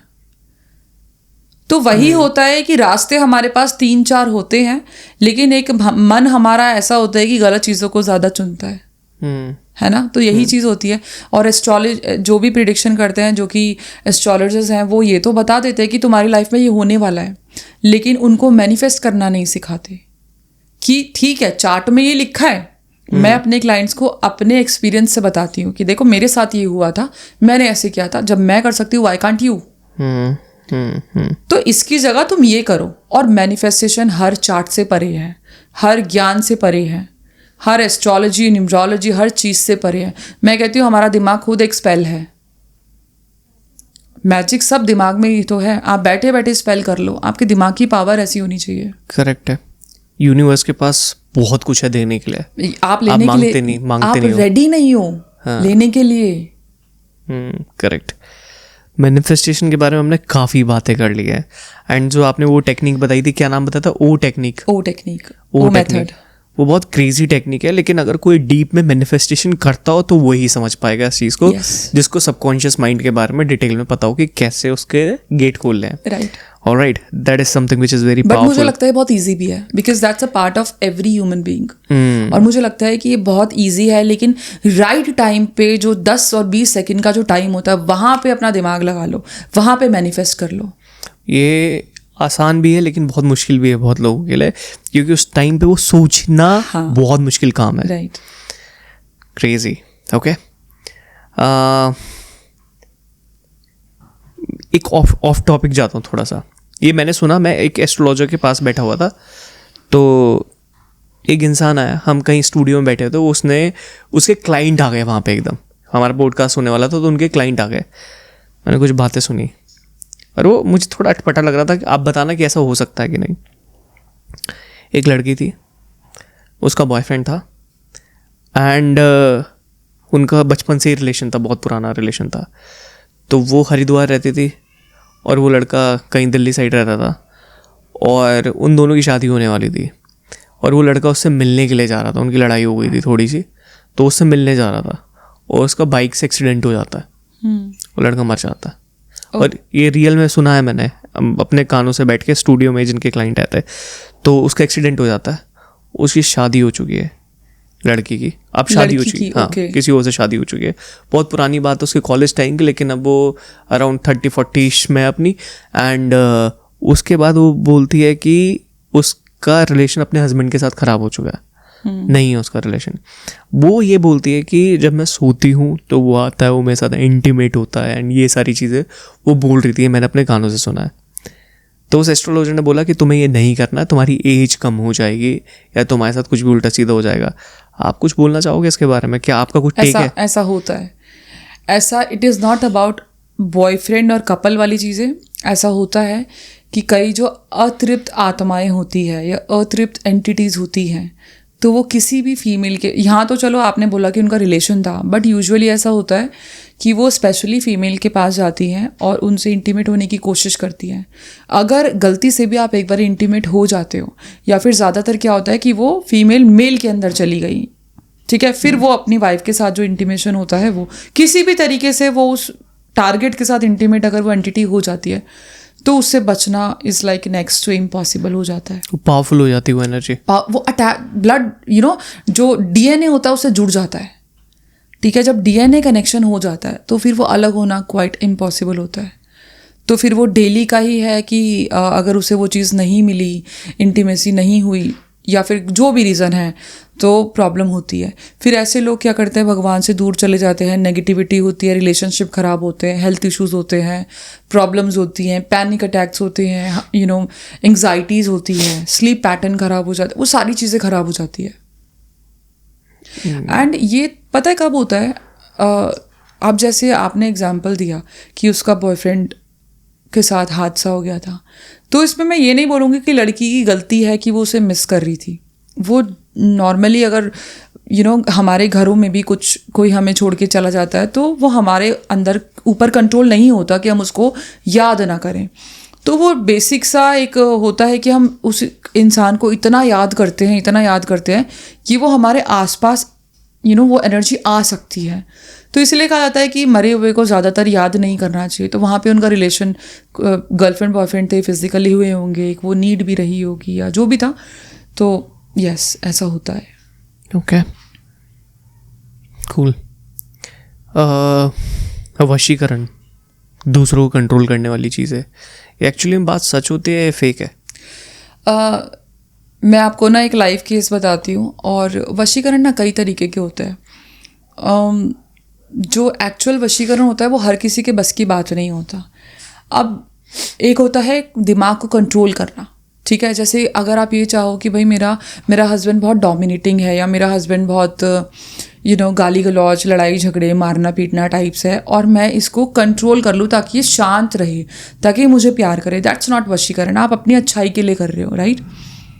कुछ केसेस में वशीकरण ऐसा होता है कि वो इंसान है ना, जैसे अब मैं बताऊंगी कि वशीकरण की थ्योरी क्या है, कैसे होती है, लेकिन उसमें सिम्टम्स क्या होते हैं, क्योंकि बहुत सारे घरों में ये चीज़ें आ रही हैं आज के टाइम पे। दिन के टाइम पे ठीक रहेगा कपल, जैसे जैसे शाम होगी, अगर लड़की दूर है, सपोज करो कि लड़की ही कराती है वैसे तो ज़्यादातर केसेस में, तो वो लड़के को ना पैनिक अटैक्स आने शुरू हो जाएंगे, उसका दिमाग एकदम बाइंड हो जाएगा। तो मतलब ये रियल है? यस, बंद जाएगा, लेकिन हर कोई नहीं करता इसको। उसका दिमाग बंद जाएगा, वो कुछ सोच नहीं सकेगा, वो अपने माँ बाप को भी हार्म कर सकता है। इस टाइप के केसेस होते हैं। अब जब तक वो लड़की उसके सामने नहीं आएगी, तब तक वो सिचुएशन ऐसी ही रहेगी, उसको पैनिक अटैक्स आएंगे, वो कुछ खाएगा नहीं, उसको ऐसा लगेगा उसकी ना आत्मा से छिन रही है। ये होता है। और वो चाहेगा कि ये, चाहे आपस में उनके कोई प्यार ना हो, चाहे आपस में खूब लड़ाई झगड़े हों, लेकिन वो लड़की चाहिए ही चाहिए। ये वशीकरण जो होता है ना, वो इसलिए होता है कि तुम सिर्फ मेरे कंट्रोल में हो जाओ, मैं कहूँ कि तुम्हें ये करना है तो करना है, मेरी भाषा तुम अपने मुंह से बोलोगे। ये वो होता है कि मैंने जो तुम्हें बता दिया, मैंने जो तुम्हारे दिमाग में डाल दिया, वही सच है, बाकी दुनिया झूठ है। और ये कहीं आपने देखा है रियल में ऐसा? हाँ, ऐसा मैंने बहुत सारे केसेस देखे हैं। बंगाल में बहुत होता है, ये बंगाली टोटके होते हैं ब्लैक मैजिक के लिए। हाँ, black magic is something else, वशीकरण इज समथिंग एल्स। ये बहुत तरीके की चीज़ें होती हैं। लोग अपना ब्लड पिलाते हैं लोगों को, अपने हस्बैंड को, अपने पार्टनर को, दैट इज़ कॉल्ड बंगाली टोटका। और ये नहीं जानते, एक चीज़ मैं बताती हूँ कि अगर आप एक गंदा वशीकरण कर रहे हो, ठीक है, क्योंकि लोग क्या करते हैं, अपने पीरियड्स का ब्लड पिलाते हैं। अगर ये गंदा वशीकरण कर रहे हो तो मेक श्योर तुम्हारा पार्टनर बेशक से तुम्हारी बातें मानेगा, लेकिन वो बर्बाद हो जाएगा, उसका जो दिमाग एकदम डम हो जाएगा, वो कुछ नहीं कर सकता लाइफ में, सीरियसली कुछ नहीं कर सकता। And girls are doing this, actually girls are doing this. और इसका तोड़ कोई भी नहीं है। अगर आप इसको किसी से कटवाने की कोशिश करोगे तो that person can lose his life, लेकिन वो ख़त्म हो जाएगा। एक खोखला इंसान बना देती है फीमेल्स ये काम करके। अपनी शादी बचाने के लिए चीज़ें ठीक करने की रेमेडीज करना इज समथिंग एल्स। कि आपने पानी पे, खाने पे चैंट करके खिला दिया कि ये शांत रहे, मुझसे प्यार करे, ये इसका इधर उधर ना जाए।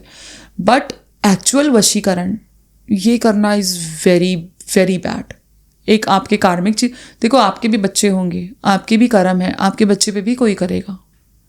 और ऐसे केसेस मैंने बहुत देखे हैं, बहुत आजकल धैर्य केसेस कैसे आ रहे हैं कि मदर और जो लड़का है they are together.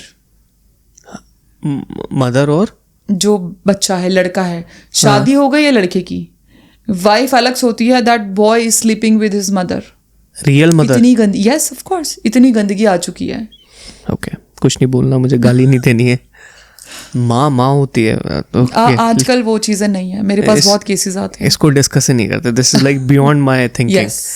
Alright, so अब जब हम इसके बारे में बात कर रहे हैं वशीकरण के, so there is like black magic वाली चीज़ है। देखो, ब्लैक मैजिक तो मैंने देखा है, मतलब देखा नहीं, ऐसे फील नहीं करा कि ब्लैक मैजिक हो रहा है। जैसे सड़क पे जाते चौराहा है, तो मैंने वहाँ पे बहुत बार कर तो देखा है। एक हमारी टीम में लड़का है, तो वो रहता है एक जगह गाँव सी टाइप में, तो जब उसको कभी छोड़ने जाना पड़ता है ना, रात को लेट हो गया हमें काम करते हुए, तो चौराहे पे वही नींबू वगैरह वो सारी चीज़ें उतारा रखा होता है। मैं तो बहुत तोड़े हैं इस तरीके से, काले जादू, नहीं गाड़ी चढ़ा के, कुछ नहीं हुआ लेकिन मुझे आज तक, क्योंकि आपकी शायद विल पावर ने उसे अलाउ नहीं किया। वो हर चीज़, देखो ब्लैक मैजिक अलग होता है, एंटिटीज अटैक अलग होता है, अब उतारा अलग होता है। अब मैं आपको, अगर किसी के ऊपर काला जादू है, मतलब काला जादू इज अगेन, लोगों को समझने की ज़रूरत है। काला जादू यानी कि आपके ऊपर ऑब्स्टेकल्स हैं, आपकी चीज़ें रुकी हुई हैं। एक तो होता है कि किसी ने एक्चुअली आपके ऊपर कुछ करवाया है, एक होता है कि आपने खुद उस एनर्जीज को एक्सेप्ट किया है। जैसे अगर मैं यहाँ पे अपने बारे में नेगेटिव बोल रही हूँ, तो I am accepting all the black energies which is of course, इस घर में हर जगह एनर्जीज होती हैं, तो मैं उन एनर्जीज को एक्सेप्ट कर रही हूँ which is creating blockages in my life, जो कि मुझे हार्म कर सकती है, मुझे तबीयत मेरी ख़राब हो सकती है, मैं बहुत लो फील कर सकती हूँ। तो दिस इज़ वेरी बेसिक, इसमें कुछ ऐसा नया नहीं है। तो अगर आप उसको ठीक करना चाहते हो और आपको लगता है कि yes you have something wrong आसपास में, तो आप एक लेमन लो। अब लेमन को आपने पूरे सर से लेके पाँव तक रब करना है, ठीक है। एंड देन उसको, मैं जो चीज़ें बताती हूँ ना, मैं चौराहे की नहीं बताती, मैं डस्टबिन की बताती हूँ। क्यों? क्योंकि चौराहे पे जैसे आपने बोला कि आपने गाड़ी चलाई है, कई लोगों का जो खून होता है वो बहुत ही हल्का होता है, कई लोगों की विल पावर ज़ीरो होती है, कई लोग इतने नेगेटिव होते हैं कि वो एनर्जी उसको हार्म करती है। तो यहाँ पे जो मैं लेमन वाली बता रही हूँ, it is for blockages, it is for black magic. अगर आपके ऊपर कोई तंत्र विद्या की है तो भी आप उस लेमन को घर से बाहर ले जाके उसको 2 पीसेस में काट दो, एज्यूम करके कि एनर्जी कट गई है, एंड उसको किसी भी पैकेट में रैप करके थ्रो कर दो डस्टबिन में। यहाँ पे अगर आपको घर से बाहर जाके ये काम नहीं करना तो उसको जला दो, नींबू को गैस पे रख दो वो, और उसको देखते रहो जब तक वो ब्लास्ट नहीं हो जाए। वो ब्लास्ट होते ही वो टूट जाएगा, मतलब आपकी जो एनर्जी है वो टूट जाएंगी। अब जो चौराहे वाली बात कह रहे हो ना आप, वो उतारा होता है, लोग उतारा करके चौराहे पे रख देते हैं, टोटके करके चौराहे पे रख देते हैं। लेकिन अगर किसी जानवर ने उसे मुंह लगाया या फिर किसी इंसान ने जो लो है, तो वो उनको नुकसान देता है। कोई भी एनर्जी बहुत ही पॉजिटिव एनर्जी को नुकसान नहीं दे सकती। अगर यू आर वेरी पॉजिटिव, आपका ऑरा बहुत ब्राइट है, आप ये सोच रहे हो कि भाई मैं तो बहुत पॉजिटिव हूँ, मैं भगवान में लीन रहता हूँ, या फिर मैं स्पिरिचुअलिटी में यकीन करता हूँ, या डिवाइन इज़ अराउंड मी, मेरे को भगवान बचाते। होता है ना कि कई बारी सिचुएशन से हमें कोई ना कोई निकालने आ जाता है, एंड जब हमें लगता है कि कोई रास्ता नहीं है, सो हमें कोई रास्ता मिल जाता है। या फिर सिचुएशन से हमें ऐसा लगता है कि किसी ने, कोई तो है हमारे आसपास, यूजुअली सुना होगा, जो हमारी रक्षा करता है। अगर आप उस चीज़ में बिलीव करते हो तो आपका कोई कुछ नहीं कर सकता। देखो, हम जब भूतों में या फिर किसी भी नेगेटिव एनर्जी में यकीन करते हैं ना, तो हमारा जो पड़ला होता है कि एक तराजू में भगवान है, एक पर तराजू में शैतान है, तो हम जो भगवान वाला तराजू है ना उसको हल्का कर देते हैं, ठीक है। हमें रात को लोग डरते हैं कि भाई कि मैं अंधेरे में नहीं जा सकती, बच्चों को बोल दो पानी लेने के लिए कि भाई पानी, मेरे को तो डर लग रहा है, रात हो रही है, अंधेरा हो रहा है। तो वहाँ पे आप उस शक्ति पे ज़्यादा यकीन कर रहे हो इंस्टेड ऑफ दूसरी पॉजिटिव एनर्जी। आप अपने ही भगवान को छोटा फील करा देते हो उस शक्ति पे यकीन करके। पीहू, मुझे ना एक चीज़ बताना, अगर मैं गलत हूँ तो प्लीज़ मुझे टोक देना, क्योंकि मैं ब्लैक मैजिक नहीं मानता, ठीक है। मैं ऐसा मुझे फील होता है, बाकी सबकी अपनी थिंकिंग है। जैसे वो चौराहे वाला था, मैंने बहुत गाड़ियाँ चलाई है, बहुत नींबू फोड़े हैं इस तरीके से जा के, और मुझे ऐसा लगता है, देखो एनर्जीज होती हैं, ये मैं मानता हूँ, ठीक है। जो लोग का माइंडसेट बहुत ख़त्म होता है एकदम, जिनका इधर उधर दिमाग चलता है चीज़ों में, तो वो तो पगला जाएगा, वो कहेगा अरे मेरे पास कुछ हो गया, मेरी हेल्थ ख़राब हो गई, ये मेरे साथ चीज़ हो गई, वो तो मर ही जाएगा अगर उसे पता लग गया मैं टोकटा तोड़ दिया, ये कर दिया, वो कर दिया। बाकी जो मेरा है, I am like very laser focused. घोड़े के साइड में 2 लगे रहते हैं ना, उसको पता है उसको कहाँ जाना है, क्या काम करना है, उसको कुछ नहीं दिखाई देता इसके अलावा। मैं वैसा हूँ, मुझे नहीं देखना कि क्या होता है दुनियादारी में, क्या चल रहा है, क्या क्या सारी चीज़ें, इसलिए मुझे ये इफेक्ट ही नहीं करता। मेरा माइंडसेट बहुत स्ट्रांग है। अगर सबसे सोचने वाली बात यह है, जो मर चुका है, अगर आत्मा है, कोई एनर्जी है, तो मरा हुआ वो तुम्हें छू भी नहीं सकता, और तुम जिंदा हो, तुम ज़्यादा पावरफुल हो, वो तुमसे ज़्यादा पावरफुल नहीं। अगर तुम डर गए तो वो तुम्हें हावी कर लेगा अपने ऊपर, और अगर तुम नहीं डरे वो कुछ नहीं उखाड़ पाएगा। देखो, सबसे पहली बात तो मैं ये बोलूँगी कि जैसे आपने कहा कि ब्लैक मैजिक पे मैं यकीन नहीं करते, उसका जवाब मैं ये दूंगी। देखो, अपनी अपनी मान्यता है, एनर्जीज होती हैं, रिस्पेक्ट ऑल एनर्जीज। यकीन करना ना करना इज समथिंग एल्स, लेकिन अगर आप चैलेंजिंग मोड पे मत जाओ किसी एनर्जी के लिए, ठीक है। अगर आप ये बोलोगे तो होता ही नहीं है और किसी ने चैलेंज एक्सेप्ट कर लिया, तो थोड़ा प्रॉब्लमेटिक सिचुएशन हो सकती है। ऐसे भी लाइव केसेस मैंने देखे हैं। रिस्पेक्ट चाहे वो कोई भी एनर्जी हो, लेकिन ये बात तय है कि आपको कोई तब तक टच नहीं कर सकता जब तक आप ना चाहो, जब तक आप ये अपने मन में ठान लो कि भाई मुझे नहीं, मतलब नो वन कैन हार्म मी, तब तक कोई आपको टच एक्चुअल में नहीं कर सकता। अब कई बार ये आपने देखा है कि 4 साल का बच्चा, 5 साल का बच्चा, 2 साल का बच्चा उसे पीट रहा है। होता है ना कि 5 साल का बच्चा है, 6 साल का बच्चा है, 3 साल के बच्चे से पिट के आ गया। यूजुअली स्कूल्स में भी ऐसे होता है। डराने वाले को तो दुनिया डराती है। सेम विद एनर्जीज होता है कि जब आप लो फील करते हो, जब आपको पता है कि आप में खुद ही सेल्फ कॉन्फिडेंस नहीं है, तो चाहे कोई भी एनर्जी हो वो डराएगी। तो ये मेक श्योर करना बहुत ज़रूरी है कि आप अपने ऑरा को इतना ब्राइट कर लो, इतना पॉजिटिव कर लो, इतना अपने अंदर आत्मविश्वास होना चाहिए कि आपको कोई हार्म नहीं कर सकता। एंड ये चीज़ें ना पता है कार्मिक चीज़ें भी होती हैं। आप जिस तरीके के कर्म करते हो, कई बार होता है कि हमने काम ऐसे लोग एक्सेप्ट करते हैं कि मुझे पता है हमारी कार्मिक चीज़ें सामने आ रही है, तो आपको पता है ना, यानी कि आपने कर्म करे हैं तो वो तो सामने आएंगी ही आएंगी। करेक्ट। पीहू, मैं ना एक चीज़ बताना चाहूँगा। मेरा ऑफिस है, मतलब जहाँ मैं रहता हूँ वहीं पे हमने ऑफिस बनाया हुआ अपना ऊपर। तो रात के टाइम कभी कभी क्या होता है, शाम के टाइम मोस्टली होता है, दिन में नहीं होता। मैं ऑफिस में लेट तक काम कर रहा हूँ, 8, 9, 10, 11 बज रहे हैं। तो ना एक डोर है शीशे वाला, उस पर फ्रॉस्ट फिल्म लगी हुई है, तो ऐसा लगता है ना परछाई कुछ गई है। हाँ, मैंने ये 2-3 बार ऑब्जर्व किया, लेकिन कोई नहीं रहता। बट मुझे उससे डर भी नहीं लगता और मैं बैठ के काम ही करता। मैंने कहा ओके। चलो इसका एग्जांपल देती हूँ। जब मैंने ये काम शुरू किया था ना, तो स्पेल कास्टिंग शुरू की थी। और मुझे पता है स्पेल कास्टिंग होती क्या है, लेकिन जब अगर कोई सामने वाला इंसान देखता है तो सोचता है कि पता नहीं तो क्या ही कर रही है। ठीक है, हम लोग शादीपुर रहते थे, यहाँ नहीं रहते थे, मतलब पटेल नगर रहते थे। मैं अपनी मम्मी के घर गई हुई थी, तो फ्लोर्स थे, मतलब फर्स्ट फ्लोर पे मैं, मम्मी पापा, और सेकंड फ्लोर पे मेरे भाई भाभी ऐसे रहते थे। तो जो मेरी भाभी है वो हमेशा दूध का ग्लास लेने रात को आती थी। ठीक है, तो काफ़ी लेट हो गया था। मेरे मम्मी पापा और मैं बेड पे बैठे हुए थे, और मेरे पापा ने लॉक लगा लिया था क्योंकि ये आई नहीं थी, भाभी आई नहीं थी। तो लॉक लगा दिया था, किचन की डोर, विंडो मतलब डोर क्लोज कर दिया था, लाइट बंद कर दी थी, सब कुछ हो गया था। लेकिन ये बात मेरी मम्मी और मुझे नहीं पता था। हम लोग वेट कर रहे थे कि वो आएगी, लेके जाएगी, फिर हम लोग सोएंगे। तो अचानक से जो एंट्री थी, मतलब जो ग्रिल नहीं होती, रेलिंग होती है लोहे की, जो कैंची होती है, वो बंद थी। ठीक है, अच्छा, वो बंद थी, कुंडी होती है जो, हाँ मतलब कुछ भी कह लो, वो कुंडी टाइप जो होती है वो बंद थी, जो मेन थी जिससे आप फ्लोर पे एंटर करते हो, वो बंद थी। पापा बंद करके आ गए थे, हमें नहीं पता था। एकदम से किचन की कुंडी खुली, दरवाजा खुला, लाइट चली।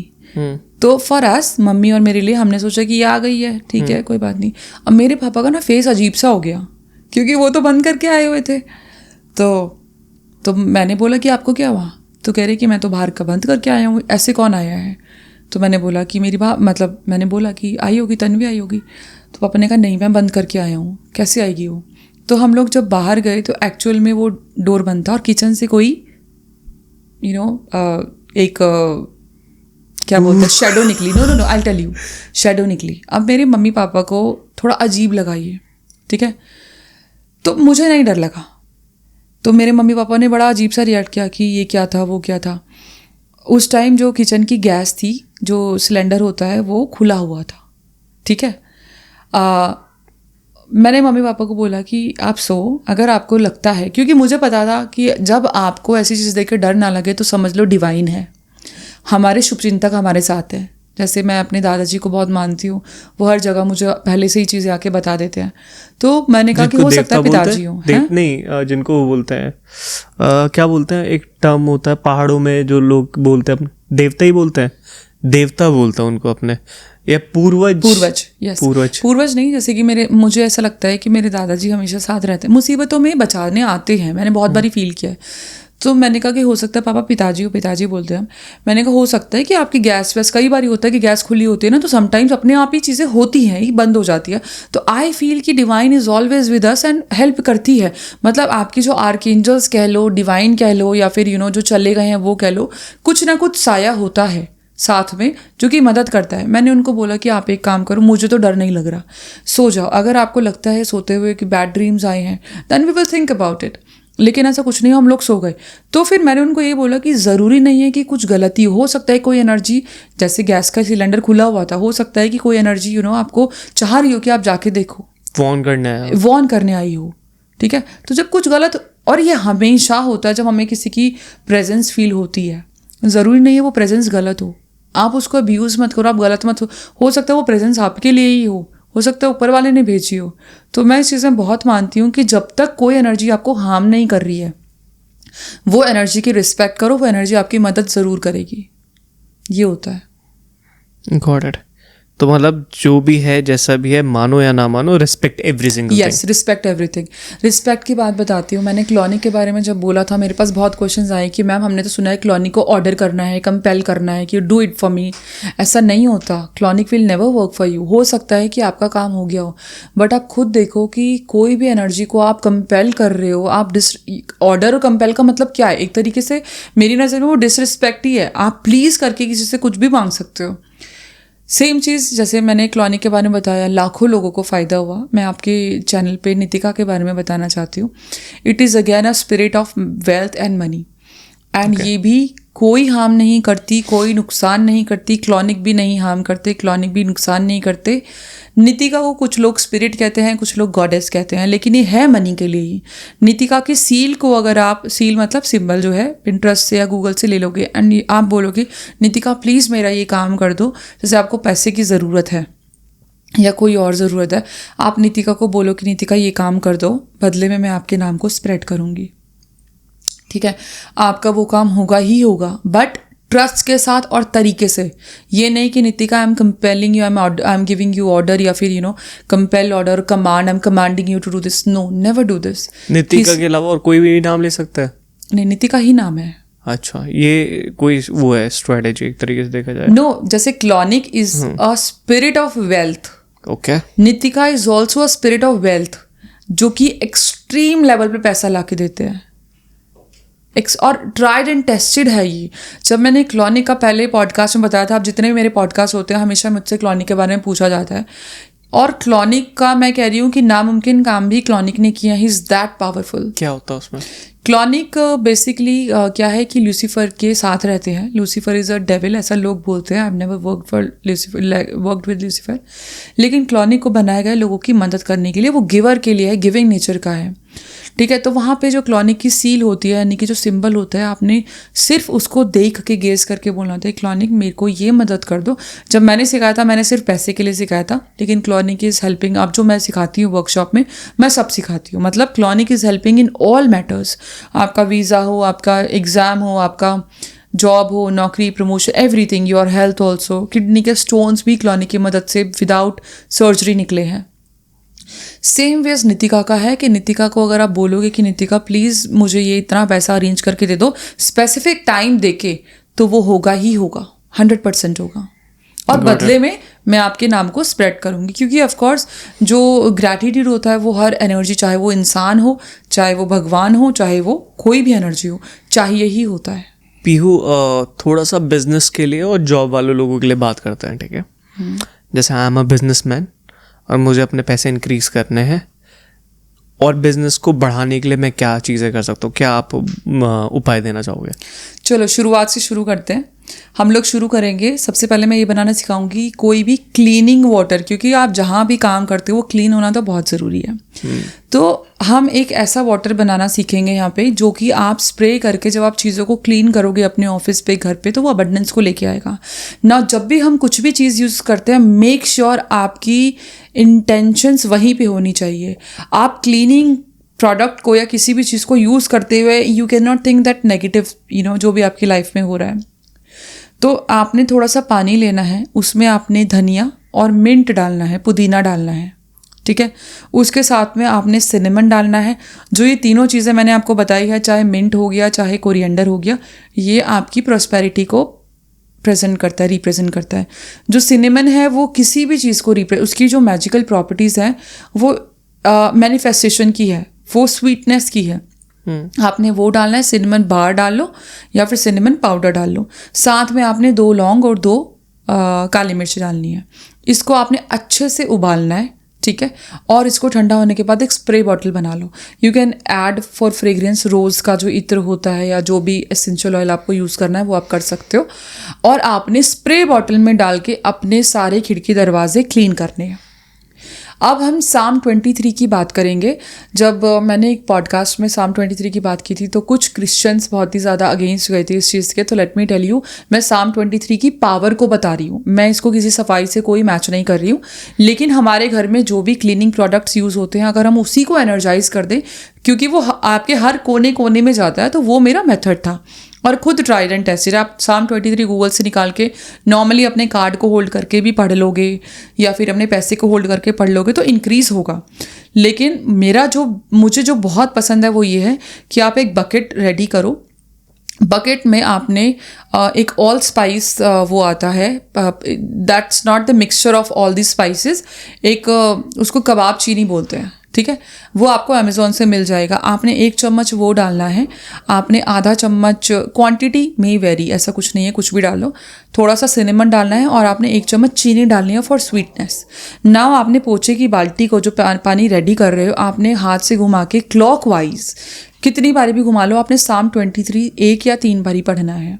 नाउ आपका जो पानी है क्लीनिंग का, वो वाटर मैनिफेस्टेशन हो चुकी है, उसकी वो मैग्नेटिक प्रॉपर्टीज़ उसमें जा चुकी है ऑलरेडी, ठीक है। इसमें मैं किसी चीज़ की, किसी धर्म को इंसल्ट नहीं कर रही हूँ, मैं साम 23 की पावर को बता रही हूँ। अगर आप चाहते हो आप माँ लक्ष्मी का भी मंत्र पढ़ सकते हो, कोई प्रॉब्लम नहीं है। अब उससे आपने क्लीनिंग करनी है। जब क्लीनिंग करोगे तो उसका भी तरीका है। जब आप घर में वैक्यूम और झाड़ू कर रहे हो तो वो अंदर से बाहर की तरफ ही जाता है, लेकिन जब आप पोछा लगा रहे हो तो वो बाहर से अंदर की तरफ जाएगा। सो एज इन जब आप पोछा क्लीनिंग कर रहे हो तो you are attracting that magnetic the money power, opportunities, जो भी आप मन में सोचोगे। एक बार आप अंदर की साइड आओगे, then you can clean your house properly the way you want. Okay. फिर उसके बाद में आप अपने नॉर्थ जोन में, अगर आपका कोई बिजनेस है, नॉर्थ जोन में एक बड़ा सा पायराइट रखो, ठीक है। साथ में एक हनी बॉटल लो, और हनी पायराइट वो पत्थर जो होता है, यस, ठीक है। पायरेट पत्थर जो फूल क्रिस्टल बोला जाता है, वो पागलों एक्चुअली फूल क्रिस्टल है, क्योंकि जब हम किसी भी क्रिस्टल को चार्ज करते हैं तो वो इंसेनली पैसे को खींचता है। सो जब भी हम क्रिस्टल चार्ज करते हैं, जब भी हम क्रिस्टल का यूज़ करते हैं ना, हमें उसे टारगेट देने पड़ते हैं कि I want you to do this, please help me, please get me this, ठीक है। तो आपने नॉर्थ ईस्ट में आपने वो रखना है, पायरेट रखना है, और आपने नॉर्थ वेस्ट में, और आपने साथ में क्या करना है, एक छोटी सी हनी की बॉटल में छोटा सा पायरेट चंक, मतलब छोटा पायरेट का टुकड़ा, आपने उस हनी की बॉटल में along with your business card. अगर आपके पास बिजनेस कार्ड नहीं है, आप अपने बिजनेस का नाम एक पेपर पे लिखो, विदाउट लाइनिंग वाला पेपर जो होता है, छोटी सी चिट पे अपने बिजनेस का नाम लिखो, फोल्ड करके मौली से बांध के, रेड कलावे से बांध के आपने हनी की बॉटल में डाल के नॉर्थ वेस्ट में रखना है। आप देखो आपके पास कितने क्लाइंट आएंगे। नॉट जब भी आप उस पायरेट की तरफ जाते हो, आपने उसको होल्ड करके एंड देन एनर्जीज देनी है। अब एक और चीज़ बताती हूँ, हमारे हर घर में फेंचुई की कैट आती है, होती है, लोग रख लेते हैं, या फिर लाफिंग बुद्धा रख लेते हैं। लोग रख तो लेते हैं लेकिन रखे ही रहते हैं, ऐसा नहीं होता। हमें कैट को डेली टारगेट्स देने होते हैं। टारगेट है यस, कि मुझे ये काम चाहिए। सपोज करो कि आपके डेली का 10 क्लाइंट्स का काम है, तो कैट के हेड पे आपने पैट करके प्यार से तब आपने बोलना है कि प्लीज़ गेट मी 10 क्लाइंट्स। ये लोगों को पता ही नहीं है। और जब सुबह होगी तो कैट का मुंह एंट्रेंस पे होना चाहिए, बाहर की तरफ देखे। रात होगी तो कैट का मुंह अंदर की साइड होना चाहिए। ओके, समझ रहे हो। और उसके सर पे उसको प्यार करना बिल्कुल मत भूलना। सेम विज लाफिंग बुद्धा की बेली पे रब करना। तो हम लाफिंग बुद्धा को पैसा आता है उससे, हाँ, रब करने से वो हम दे रहे हैं ना, हम उसको एनर्जाइज करें कि हमें ये चाहिए। सिर्फ रखने से कुछ नहीं होता, आपको बेली पे रब करना होता है कि मुझे इतना पैसा चाहिए, मुझे ला के दो। गुड लक आता है, मनी आता है, आपके क्लाइंट्स आते हैं, बिजनेस ग्रोथ होती है, बहुत कुछ होता है। ऑलरेडी पीहू, तो हमने बिजनेस के बारे में बात कर लिया, पैसों के बारे में बात कर लिया। एक चीज़ बहुत इंपॉर्टेंट होती है आपके पास, चलो पैसा तो आ गया, लेकिन अगर पैसा है तो हेल्थ नहीं संभाल पाओगे। अगर ख़राब हो गई हेल्थ, अच्छी है तो पैसा संभाल लोगे। तो हेल्थ सबसे इंपॉर्टेंट है, वेल्थ से भी ऊपर। करेक्ट। तो हेल्थ के ऊपर क्या बोलना चाहोगे आप? देखो, सबसे पहले तो मैं आपको वही वाटर मैनिफेस्टेशन टेक्निक का याद दिलाऊंगी कि आप उसको होल्ड करके अपनी हेल्थ की इंटेंशंस बोलो, कुछ भी बोलो। दूसरी रेमेडी दूंगी, जो कुम्हार के पास धागा होता है ना, जिससे वो मिट्टी काटता है, जिससे कुम्हार के पास धागा होता है, वो पैसे में खरीद लो, फ्री में नहीं लाना। मैंने पहली बार सुना है। हाँ। कुम्हार के पास धागा लोहे का धागा होता है? वो धागा होता है जिससे मिट्टी कटती है। जैसे वो मिट्टी का कुछ भी मोल्ड बनाते हैं, तो अच्छा। बर्तन बनाते हैं, तो वो बहुत सॉफ्ट होती है ना, तो काटते हैं उसको शेप में, ठीक है, आधा मिट्टी को करते हैं।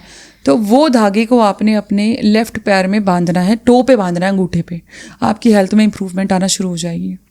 इसके अलावा एक आपको मंत्र देती हूँ जो मैं बहुत लोगों को दिया है और बहुत लोगों को फ़ायदा हुआ है। आपने किसी भी दर्द जहाँ पे हो रहा है उसको टच करके, ठीक है, एक मंत्र का उच्चारण करना है जो कि वेदों का मंत्र है। दैट इज़ हस्ताभ्याम दशाखाभ्याम जिवहा वाज पुरोगवी अनामित्युभ्याम त्वाताभ्याम त्वोपम स्पर्शामसी। ये मंत्र इतना पावरफुल है कि आप जिस भी चीज़ को टच करके ये चैंटिंग करोगे वो बीमारी हील होगी ही होगी। ओके एक बात मुझे बताइए, हमने ना एक पॉडकास्ट किया था और उसमें ना बहुत सारी चीज़ें थी, जैसे हम एक गिलास में नींबू डाल दिया, हाँ। अगर वो नीचे चला गया तो वहाँ की एनर्जी नेगेटिव है, हाँ। वो ऊपर आ गया तो पॉजिटिव है। क्या ये बात सही है? उसका एक तरीका होता है, देखो उसका जो कंप्लीट मेथड है वो ये है कि सबसे पहले तो आपको नींबू को होल्ड करना है। नींबू में ना बहुत ताकत होती है, आपकी किसी भी प्रॉब्लम को सॉल्व करने की ताकत रखता है नींबू, ठीक है। अब हम नींबू के बारे में बात करें नेगेटिविटी के लिए। नींबू को आपने होल्ड करना है, उसको प्रे करनी है कि हमारे आसपास में जितनी भी ईविल है, जो भी नेगेटिविटी है, जो भी ब्लॉकेजेस है, प्लीज़ आप उसको कैरी कर लो। अब आपने एक गिलास पानी, आधा ग्लास पानी लेना है, पीने का ही लेना है। अब वो जो नींबू में ना दाग नहीं होना चाहिए, प्रे करके आपने नींबू को डाल दिया। ये सैटरडे या ट्यूसडे को ही होना चाहिए, ठीक है। आपने डाल दिया, वो सबसे पहले नींबू जो है टाइम लेके वो डूब जाएगा। अब जब तक डूबा रहेगा, जब तक आपके घर में नेगेटिविटी या ख़राब चीज़ें, क्योंकि हमारे घर में ना हर कोई इंसान अच्छी एनर्जीज को लेके नहीं आता है, वो उस एनर्जी को भी कैच करेगा, ठीक है। आपने उसको अनडिस्टर्ब्ड कहीं पे रख दिया। अब आपने रखना ऐसी जगह है कि लोग उसे देखें लेकिन कोई टच ना करें।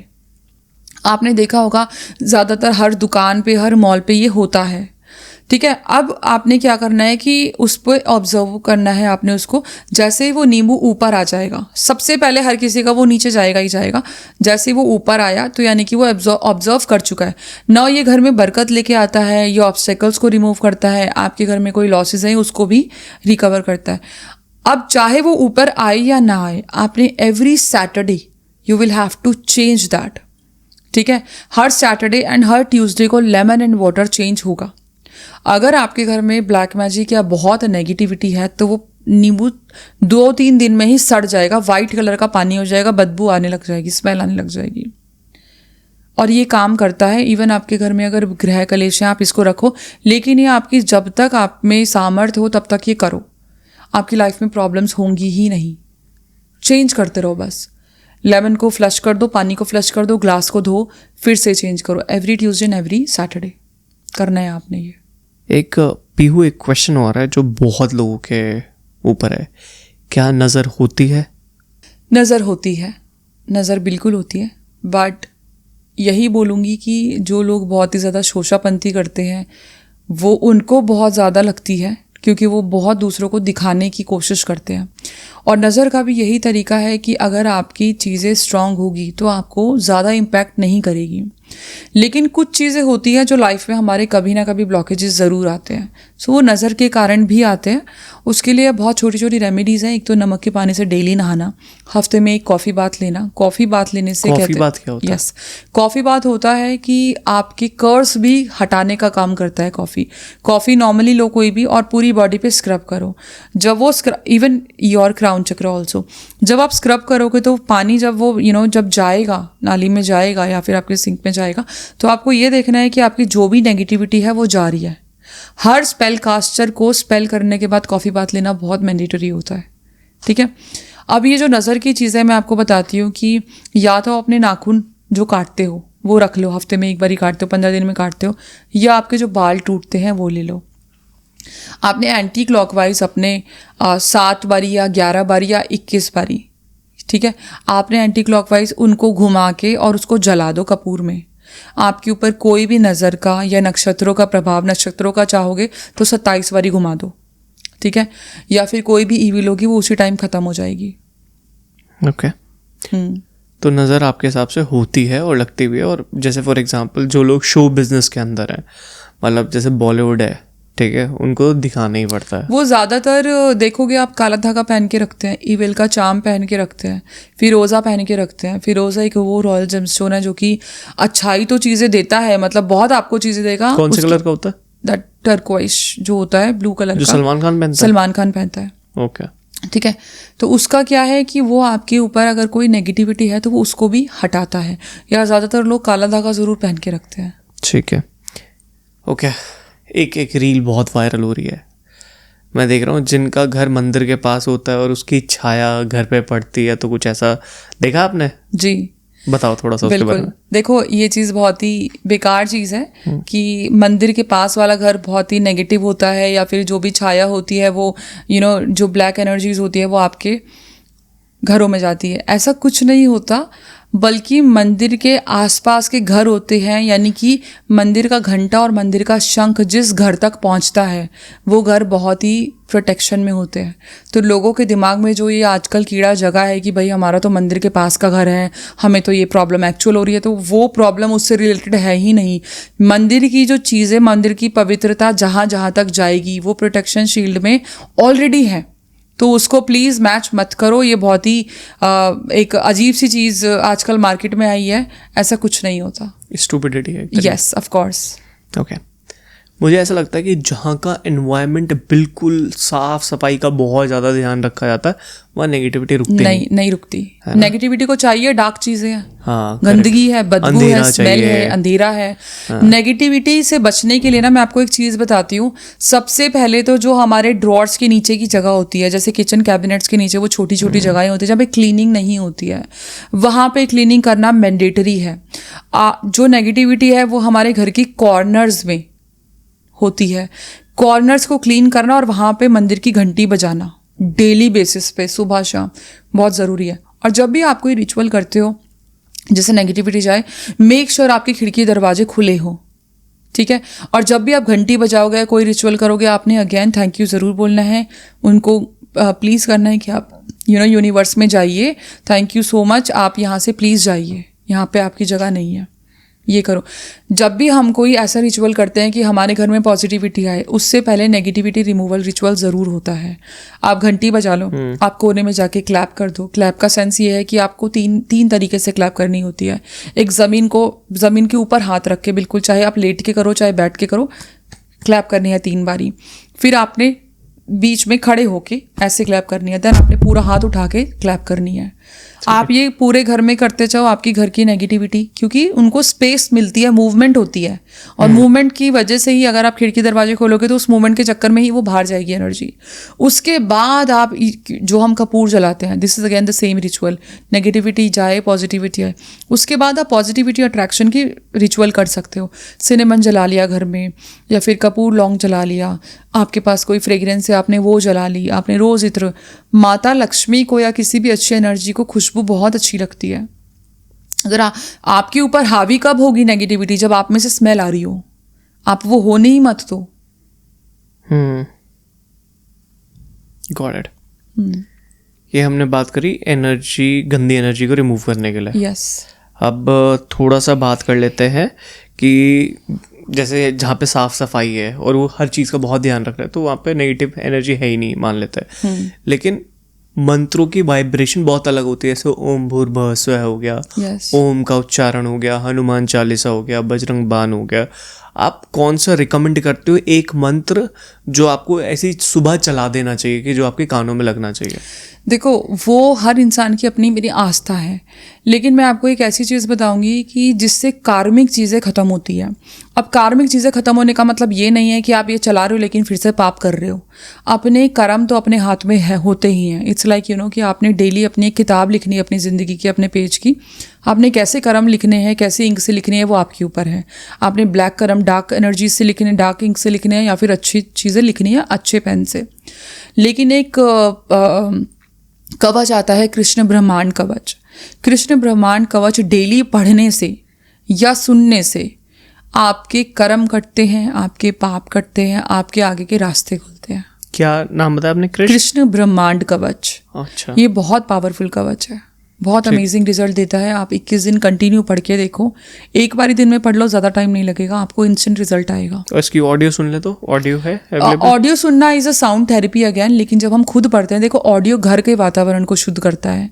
जो हम मंत्र चैंटिंग करते हैं, हम जो खुद कवच पढ़ते हैं, वो हमारे मन के वातावरण को शुद्ध करता है, तो फर्क होता है। Got it. ठीक है, हमने काफ़ी सारी चीज़ें टॉपिक कवर कर लिए। अब चलते हैं लव के ऊपर, राइट। ये बहुत सारे यंगस्टर Right. चाहते हैं, किसी का ब्रेकअप हो रहा है, किसी का डाइवोर्स हो रहा है, अब XYZ बहुत सारी चीज़ें हो रही है, तो उसको सही रखने के लिए क्या क्या करना चाहिए? मेरी जो फेवरेट चीज़ है, मेरे जो फेवरेट उपाय हैं वो राधा कृष्ण के हैं। इनसे ज़्यादा प्रेम किसी ने आज तक किया ही नहीं है। राधा कृष्ण की रेमेडीज़ मैंने बहुत सुनी लोगों के मुंह से, लेकिन एक्चुअल रेमेडी किसी ने बताई ही नहीं है। कृष्ण जी को बांसुरी हम लोग ऑफ़र करते हैं, दुनिया बताती है कृष्ण जी को, राधा को बांसुरी ऑफ़र करो अपने लवर का नाम लिखे या जो भी है, लेकिन बांसुरी पे श्रीम और ह्रीम लिखना ज़रूरी है। उसके बाद आप अपने प्यार का नाम लेके कृष्ण जी को बांसुरी दो। माखन का भोग कृष्ण जी को लगता है, लेकिन भोग कृष्ण जी एक्सेप्ट तब तक नहीं करते जब तक राधा जी को, श्री जी को भोग ना लगे। तो क्योंकि एक माखन अगर नॉर्मली आप कृष्ण जी को दे रहे हो तो वो उनके लिए खाना है, लेकिन भोग वो राधा जी का झूठा ही करते हैं। तो पहले श्री जी को भोग लगाओ, फिर उसके बाद में आप कान्हा जी को भोग लगाओ, वो ज़रूर एक्सेप्ट करेंगे। तो इनको आप राधा जी को गुलाब का इत्र भी चढ़ा सकते हो, और बांसुरी के ऊपर अपने लवर का नाम लिख के पहले श्रीम और ह्रीम लिखो, फिर आप लवर का जो भी आपको, जो भी आपके पार्टनर का, हस्बैंड का जो भी है, वो आप अपने घर पे कर सकते हो। इसके अलावा एक रिचुअल होता है जो कि सच बताऊं मेरे भी घर में राधा कृष्ण जी की फ़ोटो है, जो कि आपने एक रिचुअल करना है। आपने मोर पंख की जो पीछे की डंडी होती है, आपने घोल बनाना है जिसमें रोली यानी कि लाल सिंदूर, और आपने गुलाब जल से या गुलाब इत्र से आपने उसको थोड़ा सा घोल बनाना है। अब एक पेपर पे आपने श्रीम लिख के मोर की पीछे की डंडी से, फिर आपने अपने पार्टनर का नाम और फिर बाद में अपने खुद का नाम लिखना है। और ये कृष्ण पक्ष में नहीं, ये शुक्ल पक्ष के फ्राइडे को ये आपने रेमेडी पूरी करनी है। पहले से बेशक से आपने कृष्ण राधा की एक फ़ोटो लेनी है, उसको फ्रेम करवा के रख लो, कोई दिक्कत नहीं है। फ्राइडे के दिन आपने क्या करना है कि आपने पेपर पे मोरपंख की डंडी से आपने श्रीम लिखा, रोली का और गुलाब उसके घोल से रोज़ इत्र के, फिर आपने पार्टनर का नाम लिखा और अपना नाम लिखा।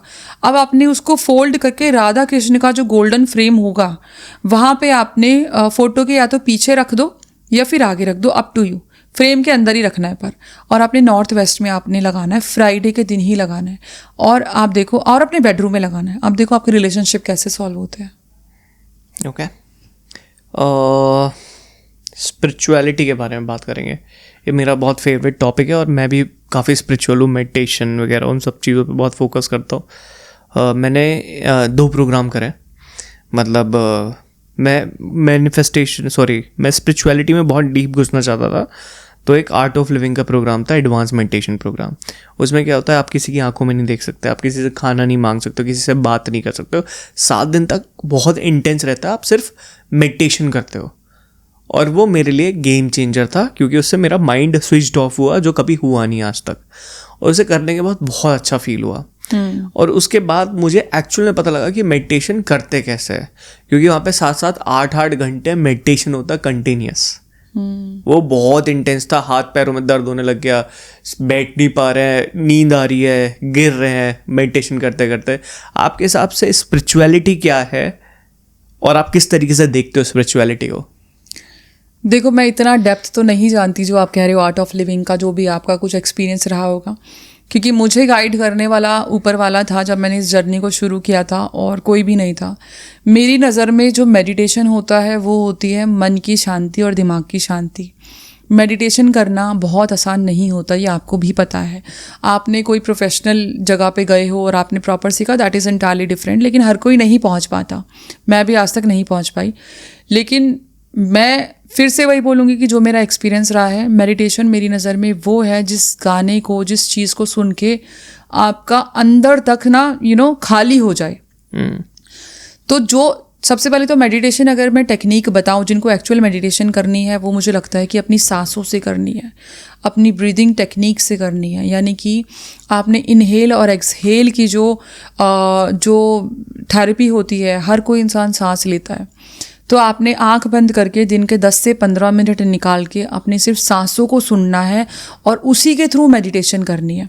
Now when you are inhaling, ठीक है, आपने इनहेल किया, आप एक कोई भी मंत्र चैंट कर लो, कोई भी एक बीज मंत्र ले लो, आपने वो चैंट करना है। होल्ड करना है, आपकी जो सांस है वो आपकी नेवल तक जानी चाहिए, लाइक बहुत ही ज़्यादा प्रॉपर तरीके से इनहेल करना है। आप उसके लिए एक दिया लगा लो सामने अंधेरा करके और एक फ्रेग्रेंस लगा लो। तो जब आप इनहेल करोगे आपकी नेवल तक वो सांस जाएगी, ठीक है। फिर एक वो बीज मंत्र आपने चैंट करना है। फिर एक्सहेल करोगे, फिर से आपने वो बीज मंत्र चैंट करना है। 10 मिनट की ये थेरेपी वाइल चैंटिंग आपकी मेडिटेशन में काम करेगी, आपकी मैनिफेस्टेशन में काम करेगी। क्योंकि जब आप सांसों की माला बनाते हो, when you are inhaling chanting, exhaling chanting, तो एक एक माला पिरो रहे हो आप, ठीक है। जो आप ब्रेक बीच में ले रहे हो आप वो धागा पिरो सकते हो, ठीक है। एंड वहाँ पे आप अपनी मैनिफेस्टेशन को भी बीच में ला सकते हो। आप नाम तो ले रहे हो लेकिन you are thinking about that moment जहाँ पे आप जाना चाहते हो। आप उस मोमेंट को जीना शुरू कर दो डेली 10 मिनट। ये नहीं कर सकते, चलो बहुत टफ है, आपका माइंड बहुत डिस्टर्ब है। मेरे को जो भजन होते हैं, जो गाने होते हैं जिसमें भगवान की स्टोरीज होती है, ठीक है, तो वो सुनना मेरे लिए अकेले बैठ के इज़ कम्प्लीटली अ मेडिटेशन, जो कि मेरी आंखों में आंसू भी लाते हैं, जो मेरे दिमाग को भी खाली करते हैं, मन को भी खाली करते हैं, अशांति को शांत करते हैं। वो भी आप कर सकते हो। बाकी देखो, जिस भी चीज़ में आपका दिल खुश होता है, शांति मिलती है, वो आप करना शुरू करो, वो भी मेडिटेशन ही है। ठीक है, मैं इसमें थोड़ा सा ऐड ऑन करना चाहूँगा स्पिरिचुअलिटी में। हाँ, सो स्पिरिचुअलिटी में ना होता क्या है, जब मेडिटेशन के ऊपर अगर बात करें तो होता मन की शांति के लिए कि मन शट डाउन हो जाए, जितना क्लटर हमारे जीवन में भरा हुआ है वो खत्म हो जाए। लेकिन ये टेम्परेरी होता है, आपको दोबारा उस चीज़ को प्रैक्टिस करना पड़ता है। हाँ। और जब आप प्रैक्टिस कर करके विराट कोहली बन जाते हो, पीक पे पहुंच जाते हो कि अच्छा कुछ ही प्रॉब्लम आएगी, आई विल सॉल्व इट। तो इसमें 2 तरह की होती है, एक होता है इनहेल वाला और एक्सहेल वाला। ये प्रो लोग कर पाते हैं, जो बहुत प्रो बन जाते हैं। अब इसमें क्या होता है कि सांसों पे फोकस कर रहे हैं पर दिमाग चल रहा है कि अरे आज तो मेरी गर्लफ्रेंड ने मुझे गाली दे दी, और आज तो ये हो गया, अब मेरा ब्रेकअप हो गया, मम्मी ने कह दिया, पापा ने कह दिया, बहुत दिमाग में ख्याल चलते रहते हैं।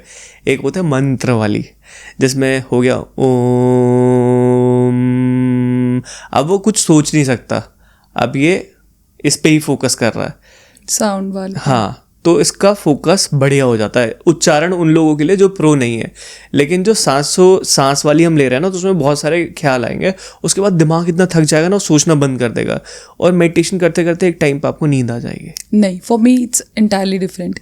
जो आप कह रहे हो ना, दिमाग में थॉट आते हैं, उसी थॉट को मैंने जो बोला था कि आप वो सोचो जो आपको चाहिए। वहाँ पे अगर आप उस थेरेपी, ऑफकोर्स थॉट्स आते हैं, अग्री, वो चैंटिंग में भी आते हैं। अगर आप नॉर्मली ओम की चैंटिंग करोगे तो बेशक से आप म पे ध्यान दे रहे हो, लेकिन आपका वही दिमाग जाएगा। लेकिन जहाँ दिमाग जाता है उसको कंट्रोल करके आप वहाँ पहुँचाओ जो आपको चाहिए, तो वहाँ पे मेडिटेशन और मैनिफेस्टेशन कंप्लीट हो जाती है।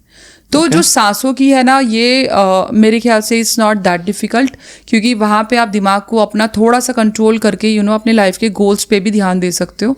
तो बाकी आपके व्यूअर्स ट्राई करके देखें कौन सा इजी है, मतलब जिसको जो कन्वीनियंट लगता है। हाँ, राइट।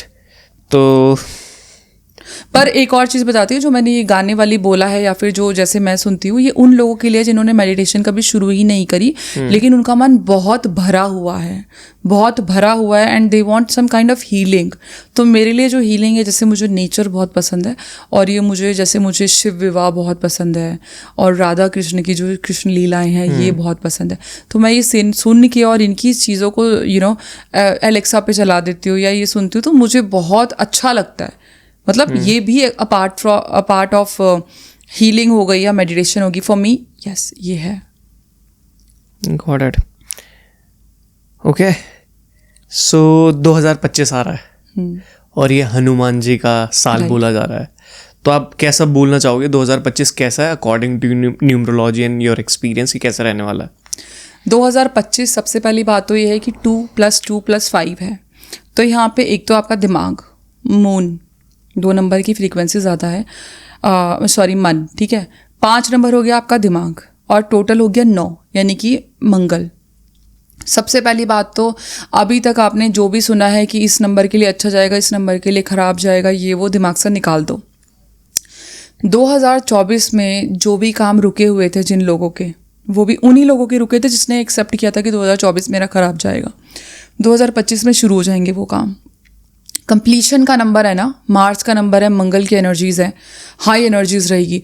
2025 में आपके जो चाहे 1 नंबर हो, चाहे 9 नंबर हो, चाहे कोई भी नंबर हो, सबको कुछ प्रॉब्लम्स भी आनी है और सबके साथ कुछ अच्छा भी होना है। अच्छा होना है, अपॉर्चुनिटीज़ बहुत मिलेंगी, आपका गुड लक एक्सट्रीम होगा, आपकी रुके हुए काम बनेंगे, आपके वीज़ा लगना शुरू हो जाएगा, आपका ट्रैवल लगना शुरू हो जाएगा, आपको बहुत ज़्यादा मौके मिलेंगे पैसा कमाने के। अब यहाँ पे एक फैक्टर है जो हर नंबर को इम्पैक्ट करेगा, वो है एंगर इशू, वो है मंगल की एनर्जीज। अब मंगल की एनर्जीज, एंगर इशू तो है। एंगर इशू क्या होएगा? गलत बोलना, आपको प्रॉब्लम्स आना, क्योंकि जहाँ पे आपने कटु शब्द बोले, गंदा बोला, आपके रिलेशनशिप खराब हो गए, आपकी नौकरी चली गई, आपका सब कुछ खराब। एक जीव भी तो है जो सब कुछ करती है, ठीक है, वो चीज़ हो जाएगी। तो मंगल की एनर्जीज को डाइवर्ट करने के लिए जिम या एक्सरसाइज या स्पोर्ट्स बहुत ज़रूरी है, बहुत ज़्यादा ज़रूरी है। अब आपको एक चीज़ का ध्यान रखना है कि सामने वाला अगर आपसे कोई गलत बोल भी रहा है, but you have to control your tongue. आपके पास ज़बान की कंट्रोल होना 2025 में बहुत ज़रूरी है। साथ में हनुमान चालीसा विद अर्थ। हनुमान चालीसा का बिना मतलब के पढ़ने का कोई फ़ायदा नहीं है। गूगल पे सर्च करो हनुमान चालीसा विद मीनिंग। 2025 में डे 1 से आपने हनुमान चालीसा विद अर्थ पढ़ना है। आपने एक एक लाइन का मतलब पढ़ना है। जो भी लाइन आपकी सिचुएशन पे मैच कर गई वो लाइन आप अपना लो, वो आपका मंत्र हो जाएगा 2025 का। ठीक है। दूसरी चीज़ ये रहेगी कि 2025 में हार्ट ब्रेक्स बहुत होंगे। क्यों? क्योंकि अगेन कि आपका पार्टनर ने अपने गाली गलौज कर दी, आपको ऐसी चीज़ें बोल दी जो आपको पिंच हो जाए। तो वहाँ पे अगर इंसान अपनी चीज़ों को कंट्रोल कर ले तो चीज़ें ठीक होंगी, तो कोई प्रॉब्लम नहीं होगी। मेन फोकस करो अपने काम पे। आपके जो गोल्स हैं 2025 में बहुत पूरे होने वाले हैं, उस पर फोकस करो। रिलेशनशिप पे फोकस करो, लेकिन संभाल के। वहाँ पे प्रॉब्लम हर किसी को आएगी। 9 नंबर में थोड़ी ज़्यादा प्रॉब्लम है और 1 नंबर में ज़्यादा प्रॉब्लम है, क्योंकि 1 नंबर सूर्य का, 9 नंबर मंगल का, दोनों एनर्जी गर्म है। हालांकि इनको मौके, अपॉर्चुनिटी सबको मिलेगी, लेकिन ये गर्म है दोनों, तो यहाँ पे क्लैशेस हो सकते हैं। 9 नंबर हो और 9 2025 में यहाँ पे भी 9 नंबर दोनों मंगल हो गए, तो यहाँ पे भी आपकी एक्स्ट्रा एनर्जी है। तो इनको एक्सरसाइज और जिम करना बहुत ज़्यादा ज़रूरी है। चीज़ें बैलेंस करने के लिए हनुमान चालीसा करनी ज़रूरी है। एक सबके लिए रेमेडी है कि रेड कलर के एनवलप में साउथ डायरेक्शन में या साउथ ईस्ट में आपने 31 रुपये रखने हैं। ठीक है, ये आपकी प्रोस्पेरिटी को लेके आएगा। उसको एनवलप को बंद करके रख दो, डेली दिया लगाना है आपने। ओके, ठीक है, वो आपने वहाँ पे करना है, डेली की रेमेडी है ये। अपार्ट फ्रॉम इट आपने अगर आपने एक पोटली बनानी है, मनी पोटली बनानी है 2025 में, आपने क्या करना है, एक लाल कपड़ा ले लो, उसमें आपने कौड़ी एक ले लो या 3 ले लो। कौड़ी हो गई, एक काली कौड़ी हो गई, पीली कौड़ी हो गई, आपने गोमती चक्र हो गए, लौंग हो गई, अपने अकॉर्डिंग रख लो, 1 3 5 7 जो भी है। लौंग रख लो, 1 रुपये का सिक्का पे मौली बांध के और थोड़ा सा हनुमान जी का सिंदूर डाल के एक पोटली बना लो। अगर आपका कोई टारगेट है तो वो पेपर पे टारगेट लिख के, या बिजनेस कार्ड है तो बिजनेस कार्ड उस पोटली में रख दो और आप मंदिर में रख दो या साउथ डायरेक्शन में रख दो। रात के 12 बजे 31 दिसंबर को, अगर आपका ये पॉडकास्ट पहले रिलीज़ हो जाएगा तो 31 दिसंबर को ठीक रात के 12 बजे आपने ग्रेप्स खाने, 12 वो भी, हर एक ग्रेप्स 1 महीने का रहेगा आपका। और आपने जब खाने हैं तो मैनिफेस्टेशन के साथ खाने हैं। 31 दिसंबर की रात को आपने अपने घर में प्याज और छिलके कपूर पे जलाने हैं, खिड़की दरवाजे खोलने हैं और नेगेटिविटी को बाय बाय करना है। ठीक 1 तारीख को आपने क्लीनिंग प्रॉपर तरीके से करके, डिफ्यूज़र चला के, खुशबू आपके घर में आए अच्छे से, जो भी आप जैसे भी करते हैं, और आपने सिनेमन बाहर जाके हाथ में 1 चम्मच सिनेमन और थोड़ा सा नमक, क्लीनिंग प्रॉपर होने के बाद में आपने कुछ टाइम तक उसको घुमाना है। ठीक है, मतलब आपने जब उसको मिक्स करना है तो आपने एनर्जीज देनी है कि जब ये सिनेमन अंदर मैं ब्लो करूँ तो प्रोस्पेरिटी मेरे घर में आए, मनी रुके, जो भी आपने देना है, हैप्पीनेस आए। वो नाउ व्हेन यू एंट्रेंस पे खड़े हो अंदर की तरफ मुंह करके, जब आप उसको ब्लो करोगे ना, तो जो सिनेमन के गोल्डन ग्रैन्यूल्स होते हैं ना, गोल्डन पाउडर होता है, वो आपकी नज़र में सोना होना चाहिए। ठीक है, सोना होना चाहिए। और जब वो स्प्रेड होगा तो आपको एज्यूम करना है कि इट्स गोल्ड और आपके घर में गोल्ड आ रहा है। आपकी मैनिफेस्टेशन आपके हर महीने के टारगेट को कंप्लीट करेगी। ऑलराइट पीहू, सो हमने काफ़ी सारी चीज़ें कवर कर ली और बहुत मज़ा आ रहा है आपसे बात करने में। एंड अब मूलांक के बारे में बात करते हैं। Sure. जैसे जिसकी भी डेट ऑफ बर्थ है उसके लिए 2025 कैसे जाने वाला है और जिनके लिए अच्छा नहीं जाने वाला उनके क्या उपाय होने वाला है, एक बार डेट ऑफ बर्थ से स्टार्ट करते हैं, प्लीज़ बताइए। ठीक है, तो शुरू करते हैं 2025 1 नंबर वाले जिनका बर्थ 1 पे हुआ है या 10 पे हुआ है या 28 पे हुआ है, क्योंकि ये सूर्य और मंगल की बेस्ट जोड़ी है। ये दोनों आपस में बहुत अच्छे ग्रह हैं, तो इनको बहुत अपॉर्चुनिटीज़ मिलेगी।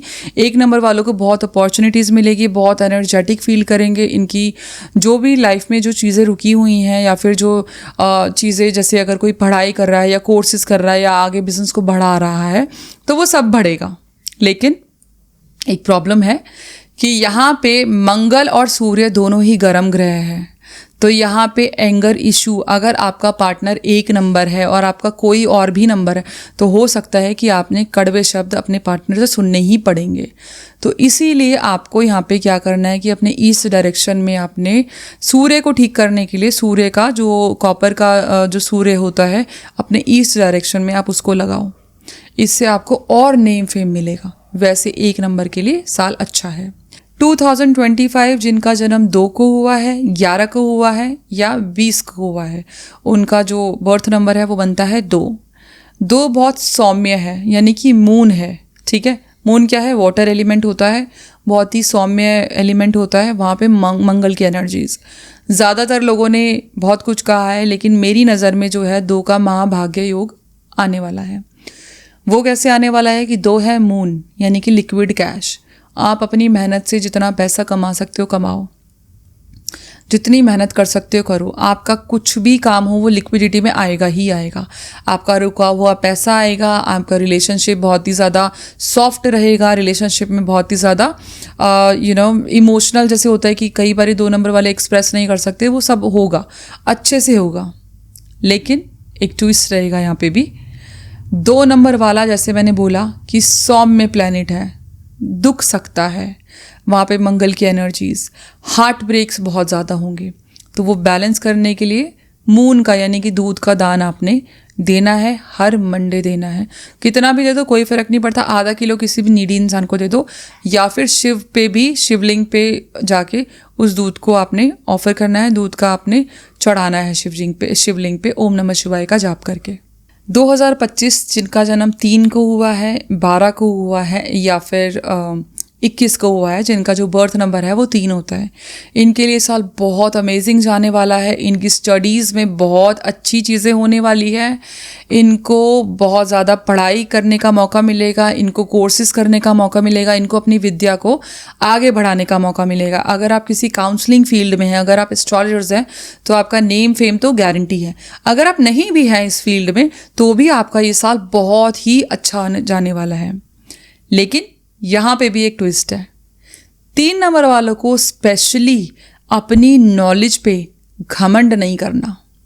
अगर आपने ये सोचा, क्योंकि 3 नंबर वालों के पास विद्या बहुत होती है, नॉलेज बहुत होती है, उनको कोई किताब खोलने की ज़रूरत नहीं है, वो खुली किताबों से कोई भी सब्जेक्ट वो पढ़ लेते हैं, वो नॉलेज ले लेते हैं।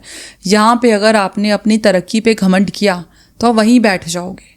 आपने अपने, क्योंकि सात्विकता का नंबर है ये, ठीक है, ये देवताओं के गुरु का नंबर है। अगर आपने अपने गलत शब्द निकाले एंगर इशू में या कुछ भी, कोई भी रीज़न हो, या आपने नॉनवेज खाया या आपने अल्कोहल, तो आपकी फिर बैंड बज जाएगी। यहाँ पे इस चीज़ का बहुत ध्यान रखना है। अपनी एनर्जी पढ़ाई पे लगाओ, अपनी एनर्जी आगे बढ़ने पे लगाओ, और इस चीज़ का घमंड कि मुझे इतनी नॉलेज है, वो नहीं करना। Got it.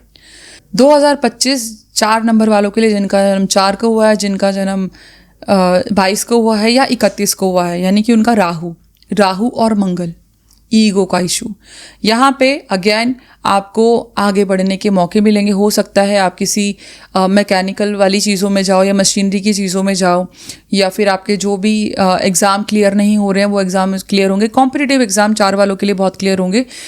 लेकिन 4 नंबर वालों के लिए एक बड़ी प्रॉब्लम है, वो ये है कि इनकी ईगो क्लैश होगी, और ईगो के चलते हुए ये अपना सब कुछ खराब कर लेंगे।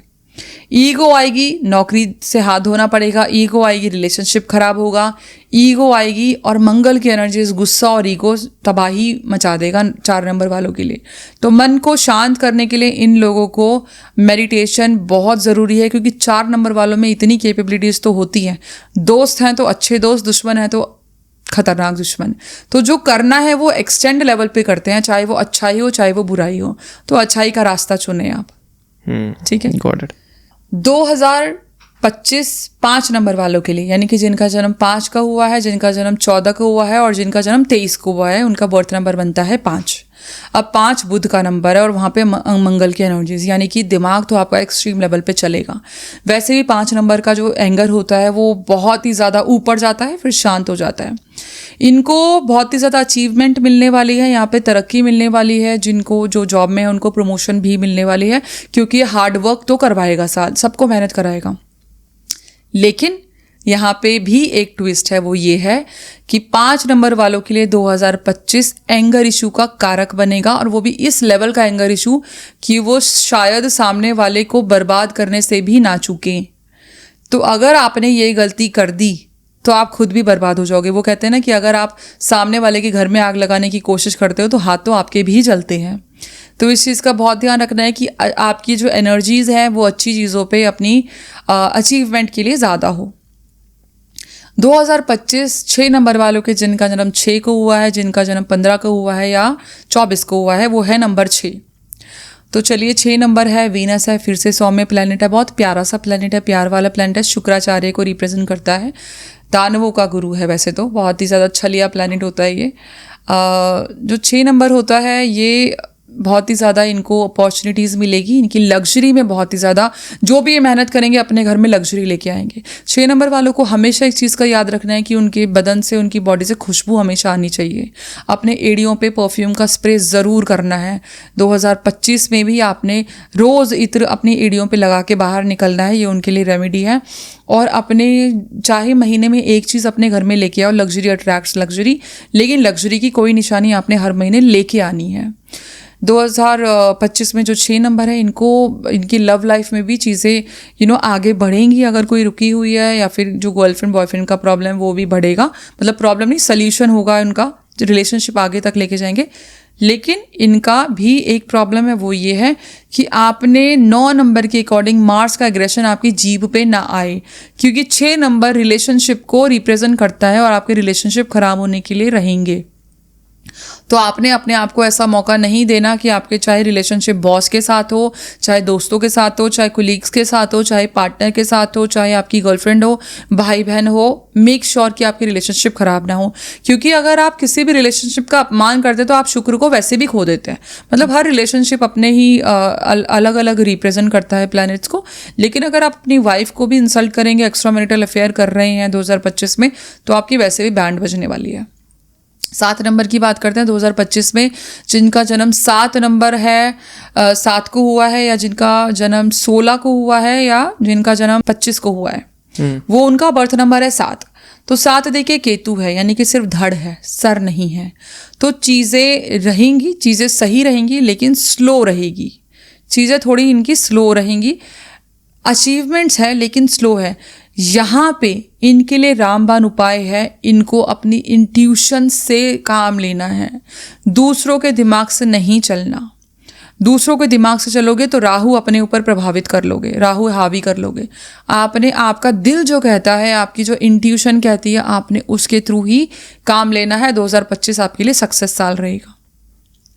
2025 8 वालों के लिए, यानी कि जिनका जन्म 8 को हुआ है, जिनका जन्म 17 को हुआ है, या जिनका जन्म 26 को हुआ है ना, इनका जो बर्थ नंबर है वो बनता है 8। इनके लिए बहुत अच्छा साल रहेगा, सक्सेस बहुत मिलेंगी। इनका विचारों का 2024 में जिन्होंने बहुत नेगेटिविटी लोगों के चक्कर में एब्जॉर्ब की है कि 24 खराब जाएगा, उनकी मतलब बहुत ही वाहवाही वाला साल जाएगा। चीज़ें आगे बढ़ेंगी, बहुत पैसा कमाएंगे, बहुत ज़्यादा अच्छा रहेगा, कोई प्रॉब्लम नहीं है। क्योंकि पुरानी कथाओं के अकॉर्डिंग जो हनुमान जी ने शनि को बचाया था रावण के कैद से, तो जब रावण ने शनि को कैद कर लिया था, हनुमान जी ने ही छुड़ाया था। और शनि ने ये वादा किया था हनुमान जी के कहने पर कि जो उनके भक्त हैं, जो हनुमान जी को मानते हैं, उनको शनि कभी भी प्रताड़ित नहीं करेगा। तो Hanuman Chalisa is must for 8 number, ठीक है। लेकिन यहाँ पे क्योंकि 8 नंबर है तो थोड़ा बॉडी में आलस तो रहेगा ही। तो वहाँ पे शनि के आलस को छोड़ के आपने मार्स के जो स्ट्रेंथ पे काम करना है। 2025 अमेजिंग रहने वाला है। 2025 में 9 नंबर की बात करते हैं, जिनका जन्म 9 को हुआ है, 18 को हुआ है या 27 को हुआ है। तो यहाँ पे बहुत ज़्यादा एनर्जी होगी, इतनी ज़्यादा एनर्जी होगी कि यहाँ पे जो काम आप 1 घंटा कर रहे हो, मैं कहूँगी कि आपके 24 घंटे ना 48 घंटे जैसे होने वाले हैं, आपके डबल एनर्जीज हो जाएगी। तो आप 2 घंटे एक्सरसाइज कीजिए, ज़्यादा वॉक कीजिए, ज़्यादा अपनी एनर्जीज को स्पोर्ट्स में लेके जाइए, खेलना शुरू कीजिए। अगर आपकी हेल्थ सूट करती है तो आपकी एनर्जीज बहुत अच्छी होंगी और मंगल की एनर्जीज से आप बहुत ही ज़्यादा बूम करोगे, बहुत ही सक्सेस पाओगे। लेकिन यहाँ पे भी एक प्रॉब्लम है, क्योंकि 9 नंबर मार्स का है, 9 मूलांक मार्स का है। मंगल यानी कि एग्रेशन 9 नंबर वालों के लिए खासकर ये है कि हनुमान चालीसा में कोई भी आप जो आपके दिमाग को शांति देती है जो लाइन, आप वो सेलेक्ट कर लो और वो पढ़ो, और मेक श्योर कि आप अपने एग्रेशन को सही जगह पे लगाओ, यानी कि अपने काम में वो एनर्जी लगाओ और कहीं मत लगाओ। तो मेरी नज़र में 2025 सबका अच्छा है। पीहू, आपके साथ बात करने में बहुत मज़ा आया। मैं अभी 1 घंटा और कन्वर्जेशन कर सकता हूँ, लेकिन हमारे पास टाइम कम है थोड़ा सा।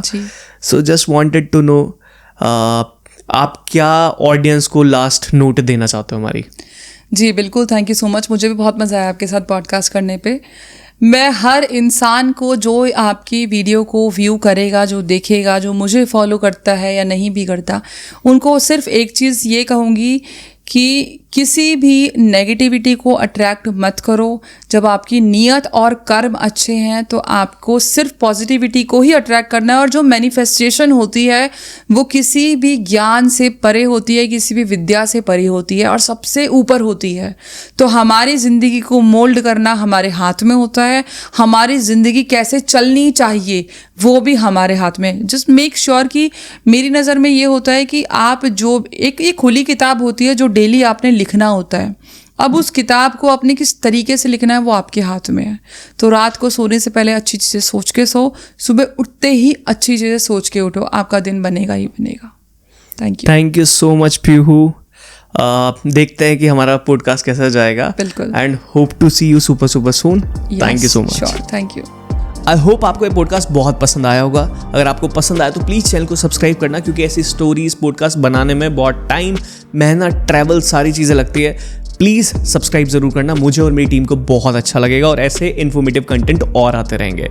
अगर आपको और नॉलेज लेनी है और अच्छे पॉडकास्ट देखने, जो साइड में आप 2 पॉडकास्ट देख रहे हो बहुत ही नॉलेजेबल और बहुत ही तगड़े पॉडकास्ट है, तो आप यहाँ पे जाके देख सकते हैं। मैं मिलता हूँ आपको इन दोनों पॉडकास्ट में।